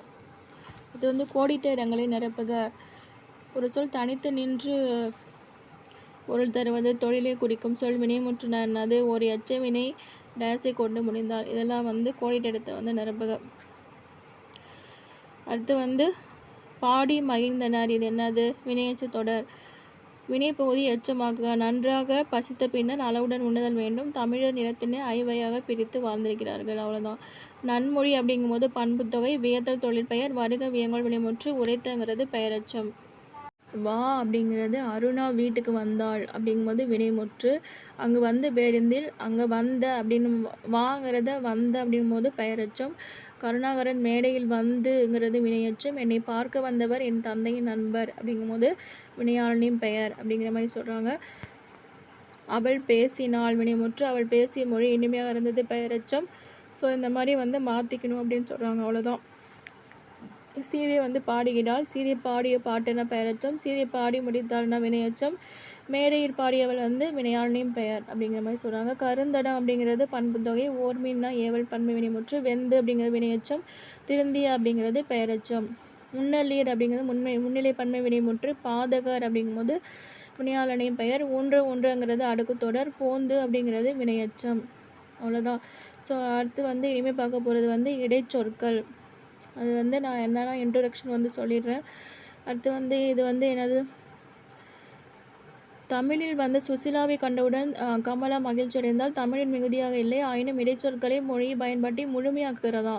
எது வந்து முழுமையாக்குறது அப்படின்னா இடைச்சொற்கள். இடைச்சொற்கள் வந்து பெயரையும் வினையும் சார்ந்து இயங்கும் இயல்பை உடையன, தாமாக தனித்து இயங்கும் இயல்பை உடையன அல்ல என்கிறார் தொல்காப்பியர். ஸோ இடைச்சொற்களின் வகைகள் வந்து வேற்றுமை உருபுகள் ஐ, ஆள், கு, இன்னது, கண். பன்மை விகுதிகள்னா கல், மார் அப்படின்னு முடியும். அடுத்து வந்து திணைப்பால் விகுதிகள்னா ஏன், ஓம், ஆய், ஈர், ஆண், ஆள், ஆர், ஆர்கள், தூ, ஆ இதெல்லாம் வந்து திணைப்பால் விகுதிகள். கால இடைநிலைகள்னா கிறு, கின்று. பெயரச்ச வினையச்ச விகுதிகள்னா ஆ, இ, ஈ, மல். எதிர்மறை இடைநிலைகள்னா ஆ, அல், இல். தொழிற்பெயர் விகுதிகள்னா தல், அம், மை. வியங்கோள்னா கா, இய. சாரியைனா அத்து, அற்று, அம்ம. ஓம உருபுகள்னா போல, மாதிரி. இணைப்பிட சொற்கள்னா அல்லது, இல்லை என்றால், ஆனால், ஓ, ஆகவே, ஆயினும், எனினும். தத்தம் பொருள் மட்டும் உணர்த்தும் இடைச்சொற்கள் ஓ, ஏ, தான், மட்டும், ஆவது, கூட, ஆ, அம் அப்படிங்கிற மாதிரி வரும். இது எப்படி நாம் வச்சுக்கலாம்? இப்போ இது வந்து என்னது? ஆளை வந்து ஆண் வருதா. ஸோ ஆ, ஆம், ஏ, அடுத்து வந்து ஓ, ஆவது, அப்புறம் கூட, அப்புறம் தான். இது வந்து என்னதுன்னா தத்தம் பொருள் உணர்த்தும் இடைச்சொற்கள். சொல்லுறுப்புகள் மூலம் கொண்டு இருந்து பற்றி வரை அப்படிங்கும்போது சொல்லுறுப்புகள் அப்படிங்கும்போது மூலம், கொண்டு, இருந்து, பற்றி, வரை அப்படிங்கிற மாதிரி வரும். வினா உறுப்புகள் வந்து ஆ, ஓ அப்படிங்கிற மாதிரி வரும். இவற்றில் ஓ, ஏ, தான், மட்டும், ஆவது, கூட, ஆ, ஆம் ஆகிய இடைச்சொற்கள் தற்கால தமிழில் வந்து மிகுதியாக பயன்படுத்துகிறது. என்னும் இடைச்சொல் வந்து எதிர்மறை, சிறப்பு, ஐயம், எச்சம், முற்று, அளவை, தெரிநிலை, ஆக்கம் அப்படிங்கிற மாதிரி வரும். ஸோ இந்த மாதிரி இடத்துலலாம் வரும். மழை பெய்தும் புழுக்கம் குறையவில்லை. அப்போ வந்து இது என்னது? எதிர்மறை உண்மை. பாடகர்களும் போற்றும் பாடகர். இது வந்து என்னதுன்னா உயர்வு சிறப்பு. பாடகர் அப்படிங்கும்போது அது வந்து உயர்வு சிறப்பு. எதிர்மறைனா பேஞ்சிருச்சு, அதனால் என்னது? புழுக்கம் வந்து இருந்துகிட்டு தான் இருக்குது. அப்போ வந்து எதிர்மறை உண்மை அப்படின்னு சொல்கிறாங்க. அப்போ இது என்னது? பாடகர்களும் போற்றும் பாடகருங்கிறது சிறப்பு. எதிர்மறை அப்படிங்கும்போது அவ்வளோதான். இப்போ இதெல்லாம் வந்து உம்மில் வந்து முடிகிற இடைச்சொல். அது வந்து ஓ அப்படிங்கும்போது ஓகார இடைச்சொல். ஒளி, இசை, வினா, சிறப்பு, உயர்வு, இழிவு, எதிர்மறை, தெரிநிலை, கழிவு, பிரிநிலை, அசைநிலை ஆகிய 8 பொருள்களில் வரும் அப்படின்னு சொல்கிறாங்க. தற்காலத்தில் ஓகார இடைச்சொல் வந்து பிரிநிலை பொருளில் அதிகமாக வருகிறது. அதை தவிர ஐயம், உறுதியாக கூற முடியாமை, மிகை, இது அல்லது அது, இதுவும் இல்லை அதுவும் இல்லை போன்ற பொருள்களையும் வருகின்றன. இன்றைக்கு மழை பெய்யுமோ ஓன் வருது ஐயம். பூங்கொடியோ மலர்கொடியோ பேசுங்கள், இது அல்லது அது. பாலுவோ கண்ணனோ பேசாதீர்கள். அப்போ இதுவும் இல்லை அதுவும் இல்லை அப்படின்னு சொல்கிறாங்க. அதாவது எப்போ வரும் அப்படின்னா வினா அப்படிங்கிற மாதிரி வரும், எதிர்மறையின் வரும், தெரிநிலை, கழிவு, பிரிநிலை, அசைநிலை, இது எல்லாத்துலேயும் வந்து 8 இடத்துல வரும் அப்படின்னு சொல்கிறாங்க. ஏகார இடைச்சொல் வந்து அதே மாதிரி தான். ஓல் இருக்கிறது ஏ வரும். பிரிநிலை, வினா அதே மாதிரி தான். எண், ஈற்றசை, தேற்றம், இசை, நிறை அப்படின்னுட்டு இதில் வருது. இதில் என்னது? ஈற்றசைன்னு வராது. ஈற்றசை, தேற்றம் அப்படின்னு வந்துச்சா அது வந்து தெரிநிலை, கழிவு தெரிஞ்சிட்டு ஃபஸ்ட்டு எதிர்மறை, அப்புறம் வந்து தெரிஞ்சிருச்சு, அப்புறம் வந்து பிரிஞ்சிருச்சு, அதுக்கப்புறம் கழிவு, அதுக்கப்புறம் அசைநிலை, அடுத்து வந்து ஓகார இடைச்சொல். ஒளி, இசை, வினா, சிறப்பு, எதிர்மறை, தெரிநிலை, கழிவு, பிரிநிலை, அசைநிலை. இது வந்து ஏகாரம் அப்படிங்கும்போது வினா, எண், ஈற்றசை, தேற்றம், இசைநிறை. ஸோ இப்போ வந்து ஏசப்பா ஏசப்பா பாட்டெலாம் இருக்குது. ஸோ அது வந்து இசைநிறை. அதில் வந்து சாங் வந்து ரொம்ப பாட்டெலாம் அது வந்து நல்லா டெவலப் பண்ணிப்பாங்க. தேற்றம், அப்போ வந்து பிரிநிலை, அது வந்து ஈற்றசை அப்படிங்கும்போது என்னது? ஜீசஸ் வந்து நிறைய வந்து வினா வந்து கொஸ்டின் கேட்டே இருப்பாங்க. அவர் வந்து பிரிஞ்சு போயிட்டுப்பார். 3ஆம் நாள் வந்து எந்திரிச்சிட்டு வருவார். ஸோ ஈற்றசை, இந்த கர்ணத்திலையும் காட்டினா இந்த கர்ணத்திலையும் காட்டு அப்படிங்கும்போது அப்போ என்றாங்களா? அப்போ எண் அப்படி மாதிரி நாம் வச்சுக்கோங்க. அவ்வளோதான். அது காலத்தில் ஏகாரமானது தேற்ற பொருளில் மட்டுமே வரும். அப்போ தேற்றம்னா என்னென்னா அழுத்தம். அப்போ வந்து அவங்க வந்து அடிக்கும்போது அழுத்தம், ஆணி அடிக்கும்போது அப்படி தானே பண்ணுவாங்க. ஸோ அழுத்தம் பண்ணி தானே அடிப்பாங்க. அண்ணல் காந்தி வந்து அன்றே சொன்னார், நடந்தே வந்தான் அப்படிங்கிற மாதிரி நாம் வச்சுக்கோங்க. அடுத்து வந்து தான் அப்படிங்கிற இடைச்சொல்லும் அழுத்த பொருள் தான் வருகிறது. ஸோ எது வந்து எதிர்ச்சொல்லுடன் வருகிறதோ அதனை வந்து முதன்மைப்படுத்துகிறது. ஒரு சொற்றொடரில் ஒரு முறை மட்டுமே வருகிறது. நிர்மலா தான் நேற்று விழாவில் பாடினாள், நிர்மலா நேற்று தான் விழாவில் பாடினாள், நிர்மலா நேற்று விழாவில் தான் பாடினாள், நிர்மலா நேற்று விழாவில் பாடினாள் தான். ஸோ இதெல்லாம் என்னென்னா நிர்மலா தான் பாடினாள் அப்படிங்கும்போது இடைச்சொல். நிர்மலா தானும் பாடினாள் அப்படிங்கும்போது தற்சுற்று, அது தன்னை சுற்றுறாங்க. அப்போ படற்கை, நிர்மலா தானும் பாடினாள் அப்படிங்கும்போது படற்கை, ஒருமை, இடப்பெயர் அப்படிங்கிற மாதிரி சொல்கிறாங்க. மட்டும் அப்படிங்கும்போது இச்சொல் வரையறை பொருள் தருகிறது. முடிந்தவரை, குறிப்பிட்ட நேரம் வரை, இந்த மாதிரி வந்து சொல்கிறாங்க. ஸோ வந்து படிப்பு மட்டும் இருந்தால் போதும் அப்படிங்கும்போது வரையறை. ஆவது அப்படிங்கும்போது இது பல பொருள்களில் வரும் இடைச்சொல்லாகும். 5 பேராவது வாருங்கள் அப்படிங்கும்போது குறைந்த அளவு. அவனாவது இவனாவது செய்து முடிக்க வேண்டும், இது அல்லது அது. ஸோ முதலாவது இரண்டாவது அப்படிங்கும்போது வரிசைப்படுத்துதல். ஸோ இதெல்லாம் வந்து இப்படி வந்து சொல்லியிருக்காங்க. ஸோ கூட அப்படிங்கும்போது என்னிடம் ஒரு காசு கூட இல்லை, குறைந்தபட்சம் அப்படின்னு சொல்லுவாங்களே. ஸோ தெருவில் ஒருவர் கூட நடமாடவில்லை, முற்றுப்பொருள். அவனுக்கு வரைய கூட தெரியும், எச்சம் தழுவிய கூற்று. ஆனாலே இந்த வினா எடுத்துக்கொள்ள முடியுமா? ஸோ ஆங்கிற இடைச்சொல் வந்து சொற்றொடரில் எந்த சொல்லுடன் இருந்து வருகிறதோ அந்த சொல் வந்து வினாவாகிறது. பேசினானா, நேற்று உன்னுடன் பேசினான் அப்படிங்கிற மாதிரி வருது. ஸோ ஆம் அப்படிங்கும்பொழுது இசைவு, சாத்தியம், பொருத்தம். ஆம், ஆமாம் அப்படிங்கும்போது சாத்தியம். ஆம் அப்படிங்கும்போது நம்ம என்ன பண்ணிட்டோம்? இசைவு கொடுத்துட்டோம் அப்படின்னு அர்த்தம். அப்போ பொருத்தம். இனியன் தலைநகர் போகிறானாமாம். ஸோ தகவல், செய்தி. அப்போ வந்து போகிறானாமாம் அப்படிங்கும்போது என்னது? சாத்தியம் இருக்குது அப்படிங்கிற மாதிரி சொல்கிற மாதிரி தான் அர்த்தம். பறக்கும் தட்டு நேற்று பறந்ததாம். அப்போ வந்து இது என்னது? வதந்தி, இல்லைன்னா ஒரு பொய்மொழி. அப்படிங்கும்போது இது என்னது? சொற்றொடரின் இறுதியில் வந்து இசைவு ஆகிய பொருள்களின் தகவலாகவும் வதந்தியாகவும் செய்திகளை குறிக்கிறது. அன்று என்பது ஒருமைக்கும் அல்ல என்பது பன்மைக்கும் உரியது. ஸோ இது பழம் அன்று, இவை பழங்கள் அல்ல. எத்தனை என்பது எண்ணிக்கை குறிக்கும். எத்துணை என்பது அளவையும் காலத்தையும் குறிக்கும். எத்தனை நூல்கள் வேண்டும். எத்துணை பெரிய மரம். அப்போ துணைங்கிறது என்னது? அளவு காலம். எத்துணை ஆண்டு பழமையானது. சாரியைனா அன் அற்று அத்து. அப்போ ஓமோருபுகள்னா போல போன்ற ஒப்ப உரழ இதெல்லாம் வந்து சொல்கிறாங்க அப்படின்னு சொல்கிறாங்க. இது வந்து இசை நிரப்பன. செய்யுளி சீர் நிரப்பதற்காக பயன்படுத்தப்படும் ஓ முதலியன ஆசை நிலைகள். அம்ம மியா இக முதலியன குறிப்பு பொருளை உணர்த்துவன. ஐயோ ஐயோ, அடடா அடடா, இதெல்லாம் வந்து அகப்புற உறுப்பாக இடம்பெறுது. பொன்னன் அப்படின்னா பெயரின் அகத்துறுப்பாய் விகுதி பொருள் இடைச்சொல் அன் பெற்று வந்தது. நிலத்தின்னா பெயரின் அகத்துறுப்பாய் அத்து அன்சாரியையும் அன் விகுதியும் என இடைச்சொற்கள் பல வந்தன. பொன்னன் அப்படின்னா அன்னுங்கிற இடைச்சொல் வந்து இருக்குது. நிலத்தினன் அப்படிங்கிற போது அன் அப்படிங்கிற விகுதியும் அகத்துறுப்பாய் அப்படிங்கும்போது அத்து அப்படிங்கிற அன்சாரியையும் என வந்துள்ளது. அடுத்து வந்து உண்ணாய்ங்கிறது ஆய் அப்படிங்கிற இடைச்சொல் வந்து பெற்றுள்ளது. நடந்தனன் அப்படிங்கும்போது வினையின் அகத்துறுப்பாய் தகர ஒற்றாகி இறந்த கால இடைநிலையும் அன்சாரியையும் அன்ங்கிற விகுதியும் இடைச்சொற்கள் பல வந்துள்ளது அப்படின்னு சொல்கிறாங்க. ஸோ தகர ஒற்றாகி இறந்த கால இடைநிலையும் வருது, விகுதியும் வருது, அன்சாரியும் வருது அப்படின்னு சொல்லுவாங்க. அதுமன்னா பெயரின் புறத்துறுப்பாய் மண் என்ற இடைச்சொல் வந்து பின்னால் வந்தது. அந்த பையன் அப்பையன்கும் போது பெயரின் புறத்துறுப்பாய் என்கிற இடைச்சொல் முன்னால் வந்துள்ளது. வந்தானோ அப்படிங்கும்போது இடைச்சொல் பின்னால் வந்துள்ளது. ஐயோ வந்தான் அப்படிங்கும்போது ஐயோ அப்படிங்கிற இடைச்சொல் வந்து முன்னால் வந்தது. ஐயோ இறந்தானே அப்படிங்கும்போது வினையின் புறத்துறுப்பாய் ஐயோ என்ற இடைச்சொற்கள் முன்னும் பின்னும் பல வந்தன. அடுத்து வந்து மற்ற அம்மா என இடைச்சொற்கள் முன்னும் பின்னும் வந்தன. இவ்வாறு இடைச்சொற்கள் வந்து ஒன்றோ பலவோ பெயரானது வினைகளுக்கு முன்னும் பின்னும் புறத்துறுப்பாக வரும், அகத்துறுப்பாக ஒன்றோ பலவோ வரும் அப்படின்ட்டு சொல்கிறாங்க. அவ்வளோதான். அடுத்து வந்து உரிச்சொற்கள். உரிச்சொற்கள் என்னென்னா பெயர்களையும் வினைகளையும் சார்ந்து பொருள் உணர்த்துகின்றன. இசை குறிப்பு பண்பு இதெல்லாம் அதுக்கு வந்து மட்டுமே உரியதாய் வரும். ஒவ்வொன்றும் தனித்த பொருள் உடையது. ஆனால் இவை தனித்து வழங்கப்படுவதில்லை. இவை தனித்த பொருள் உடையவை அப்படின்னு சொல்கிறாங்க. உரிச்சொற்கள் செய்யுளுக்கே உரியன அப்படிங்கும்போது நன்னூலார் வந்து கூறுகிறாரு. மாமணி அப்படிங்கிறது உரிச்சொற்றொடர். தடந்தோளுங்கிறது உரிச்சொற்றொடர். மாமதி அப்படிங்கிறது பல உரிச்சொற்கள் ஒரு குணத்தை குறித்து வரும் உரிச்சொற்கள். இவ்வாறு உரிச்சொற்கள் வந்து பெயர் வினைகளுக்கு அடையாக வரும்.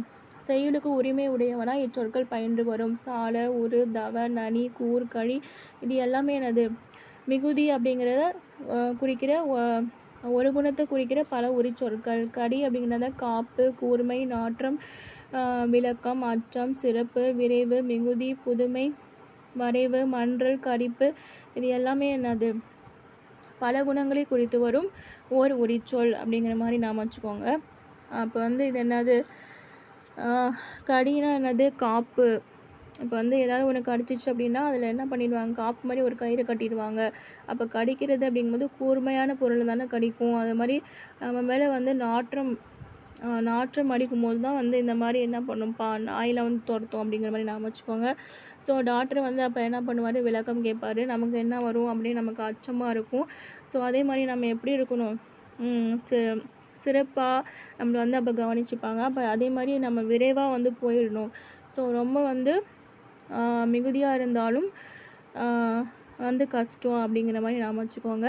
அதே மாதிரி நம்ம அப்போ அந்த டைமில் ஒன்றுமே சாப்பிடக்கூடாது. ரொம்ப உப்பு சப்பாக தான் சாப்பிட்ணும். உப்பு சப்பு கம்மியாக இருக்க தான் சாப்பிட்ணும் அப்படிம்பாங்க. ஸோ கரிப்பு, அதுக்கப்புறம் வந்து மன்றல், வரைவு அப்படிங்கும்போது நிறைய பேர் வருவாங்க. அப்புறம் வந்து மன்றாடுவாங்க. இப்படிலாம் பண்ணக்கூடாது அப்படிங்கிற மாதிரி சொல்லுவாங்க. அப்படிங்கிற மாதிரி அமைச்சுக்கோங்க. அடுத்து வந்து இசை என்பதுனா ஓசை. குறிப்பு அப்படிங்கிறது மனத்தால் உணரப்படுவது. பண்புனா ஐம்பொறிகளால் உணரப்படுவது. ஸோ இமிழ்கடல் இவை இசை குறித்த களிக்கெழு மூதூர் உரிச்சொற்கள். கடிமாலை அப்படின்னா மழைமிக்க மாலை. கடி மிளகு அப்படின்னா கார்ப்புமிக்க மிளகு. இது பண்பு குறித்த உரிச்சொல். நனி வருந்தினை அப்படின்னா மிகவும் வருந்தினை.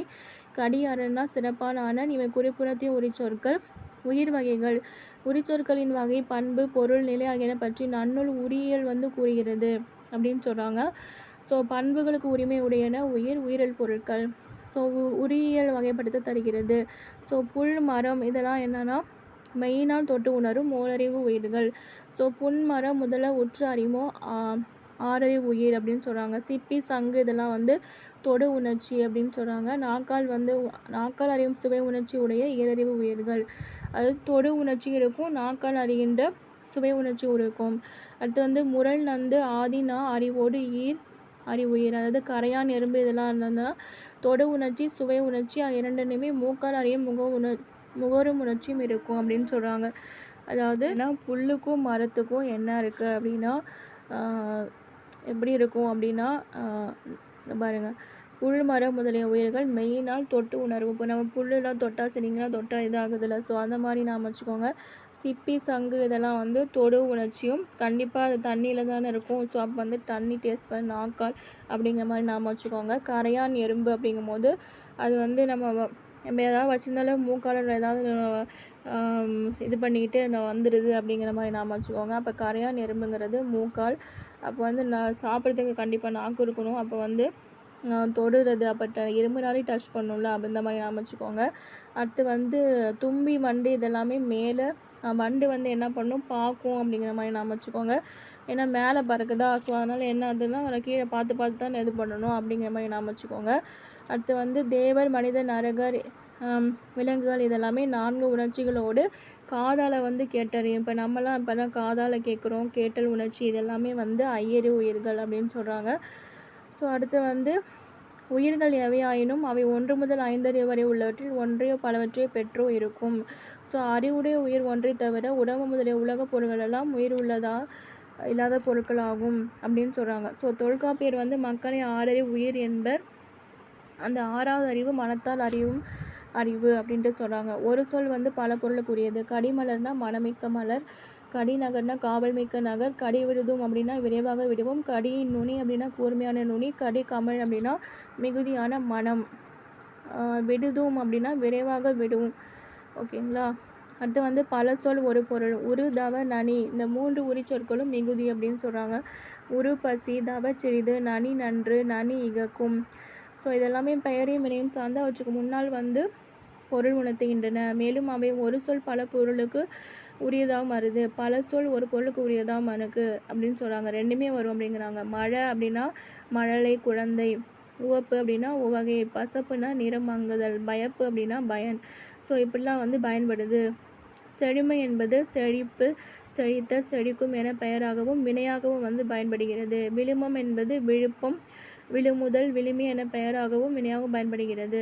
பிற உரிச்சொற்களும் அவ்வாறே இந்த காலத்தில் வந்து பயன்படுகிறது. பத்தியில் இடம்பெற்றுள்ள இடைச்சொற்களை வந்து கண்டுபிடிச்சி எழுதணும் அப்படின்னு சொல்லியிருக்காங்க. பெண்ணடிமை போக வேண்டும், பெண் கல்வி போக வேண்டும், பெண்கள் படித்தால்தான். ஸோ இதெல்லாம் வந்து படிச்சுட்டு இருந்தோம்னா ஒன்றும் முடியாது. ஸோ பொருத்தமான இடைச்சொற்களை வந்து பயன்படுத்துக. அடுத்து வந்து பொருத்தமான உரிச்சொற்களை வந்து மாபெரும் பொதுக்கூட்டம், கடி விடுதும், அடுத்து வந்து தவ நுதலா, அடுத்து வந்து சால சிறந்தது, அடுத்து வந்து தடமனைன்னு நினைக்கிறேன், பார்த்துக்கோங்க. அது இடைச்சொற்களை பயன்படுத்தி கீழ்காணும் சொற்றொடர்களை மாற்றி அமைத்து காண்க அப்படிங்கிற மாதிரி போட்டிருக்காங்க. ஸோ இதெல்லாம் வந்து சொற்றொடர். அடுத்து வந்து மொழி பயன்பாட்டை முழுமையாக்குவது எது அப்படின்னா இது வந்து இடைச்சொற்கள் அப்படின்னு சொல்கிறாங்க. சொற்றொடரின் இறுதியில் வந்து இசைவு பொருளில் வரும் இடைச்சொற்கள் வந்து ஆம். சொற்றொடரின் இறுதியில் வந்து இசைவு ஆம் அப்படின்னு சொல்கிறாங்க. உரிச்சொல் வந்து எந்த பொருளுக்கு உரியதாய் வரும் அப்படிங்கும்போது ரெண்டுமே சரி, குறிப்பும் வரும் பண்பும் வரும் அப்படிங்கிற மாதிரி சொல்கிறாங்க. உரிச்சொற்கள் செய்யுளுக்கே உரியது வந்து நன்னூலார் அப்படின்னு வந்து அவர் தான் சொல்லுவார். ஒழிசை முதலா அசைநிலை ஈராக 8 பொருளில் வரும் இடைச்சொல் வந்து ஓ அப்படிங்கிற மாதிரி சொல்கிறாங்க.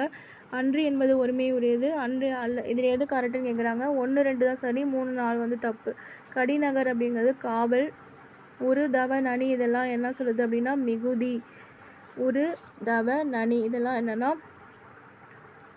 மிகுதி அப்படின்னு சொல்கிறாங்க. தொழிற்பெயர் மிகுதிகளை பொருந்தாது வந்து ஈய அப்படிங்கிற மாதிரி வரும். தல், அம், மை இதெல்லாம் வரும். எதிர்மறை இடைநிலைகளில் பொருந்தாதை கண்டறி வந்து தல் அப்படின்னு சொல்கிறாங்க.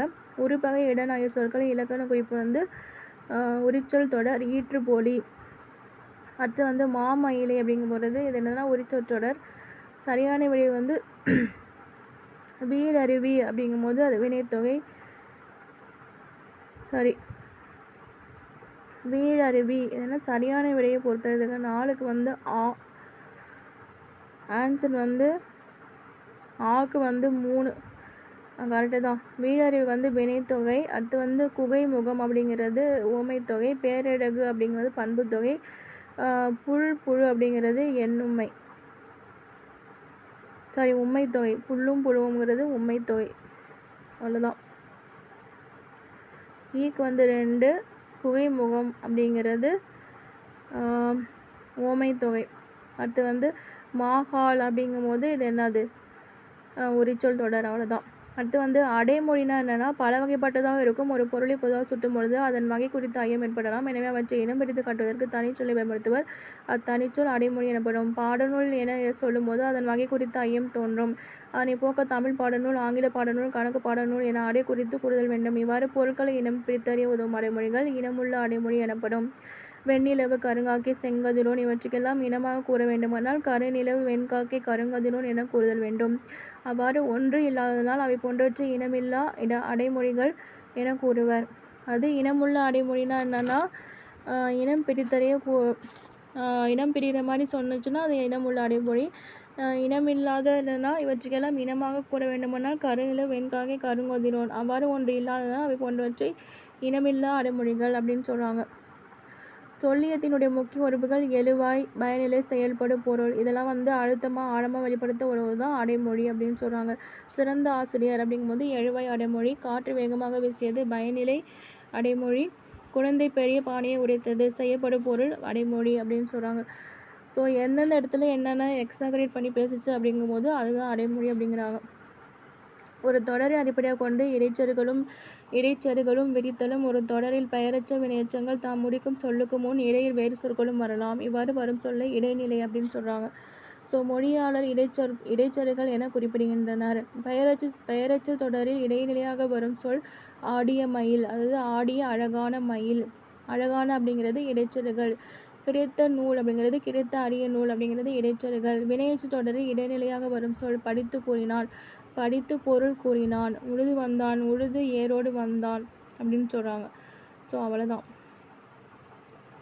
இது எல்லாமே வந்து புதிய என்னும் அடைமொழி மாணாக்கருக்கு தான் பொருந்துள்ளது. அடைமொழியுடைய பயன்கள் என்னென்னா பெயர்ச்சொல், வினைச்சொல் என்பவற்றின் தன்மை வந்து விளக்க உதவும். அடைமொழிகள் வந்து 2 வகைப்படும். ஒன்று பெயரடை, இன்னொன்று வினையடை. ஒரு பெயர்ச்சொல்லை விளக்கமாகவோ அல்லது விரிவாக வர்ணித்து வரும் அடைமொழி பெயரடை. அடுத்து வந்து நல்ல நூல் படித்தேன், நல்ல நூல் ஒன்று படித்தேன். நல்ல என்னும் சொல் எழுவாயாக வரும் பெயர்ச்சொல்லுக்கு அடையாக வருகிறது. ஸோ இவ்வாறாக அமைவதனை பெயரடை என்கிறோம். ஸோ நல்ல என்ற சொல் எழுவாயாக வரும் பெயர்ச்சொல்லுக்கு அடைமொழியாக வருகிறது. அதனால் இது பெயரடை. பெயரடைனா தனி பெயரடை, கூட்டு பெயரடை. தனி பெயரடை அப்படின்னா பெயர் சொற்களை விவரித்து வரும் பெயரடை தனிச்சொல்லாக வரும். நல்ல பையன், புதிய வீடு. ஸோ இதெல்லாம் வந்து திரு அப்படிங்கிற பெயரடை பெற்று அதனுடன் அரு என்ற மரியாதை பன்மை பெற்று திருமூலர் அப்படிங்கிற மாதிரி ஆயிடுச்சு. அதனால் இது வந்து பெயரடை தான். அது வந்து மரியாதை பன்மையோடு வருது. கூட்டு பெயரடை அப்படிங்கும்போது பெயரடை கூட்டு சொல்லாக வரும். அப்படிங்கும்போது அழகான குழந்தை, சுவையுள்ள உணவு. ஸோ அழகான என்னும் சொல் அழகு ப்ளஸ் ஆன அப்படிங்கிற மாதிரி சொற்களின் கூட்டாகும். சுவை உள்ள அப்படிங்கும்போது சுவை ப்ளஸ் உள்ள என்பதன் கூட்டாகும். அவ்வளோதான். ஒரு வினைச்சொல்லை விளக்கமாகவோ அல்லது விரிவாக வர்ணித்து வரும் அடைமொழி வினையடை. குமரன் மெல்ல வந்தான். இத்தொடரில் மெல்ல என்னும் சொல் வந்தான் என்னும் வினை பயனிலைக்கு அடையாக வருகிறது. இவ்வாறு அமைவது வினையடை. அதுவும் தனிவிடை, கூட்டு வினையடை. ஸோ தனிவிடைனா நேற்று வந்தான். ஸோ மகிழ்நன் மெல்ல வந்தான். இதெல்லாம் வந்து வினை பயனிலைக்கு அடையாக வருகிறது. கூட்டு வினையடை அப்படிங்கும்போது சிறப்பாக, சிறப்பு ப்ளஸ் ஆக அப்படிங்கிற மாதிரி வருது. அவ்வளோதான். இது எல்லாருக்கும் இனிய வணக்கம்.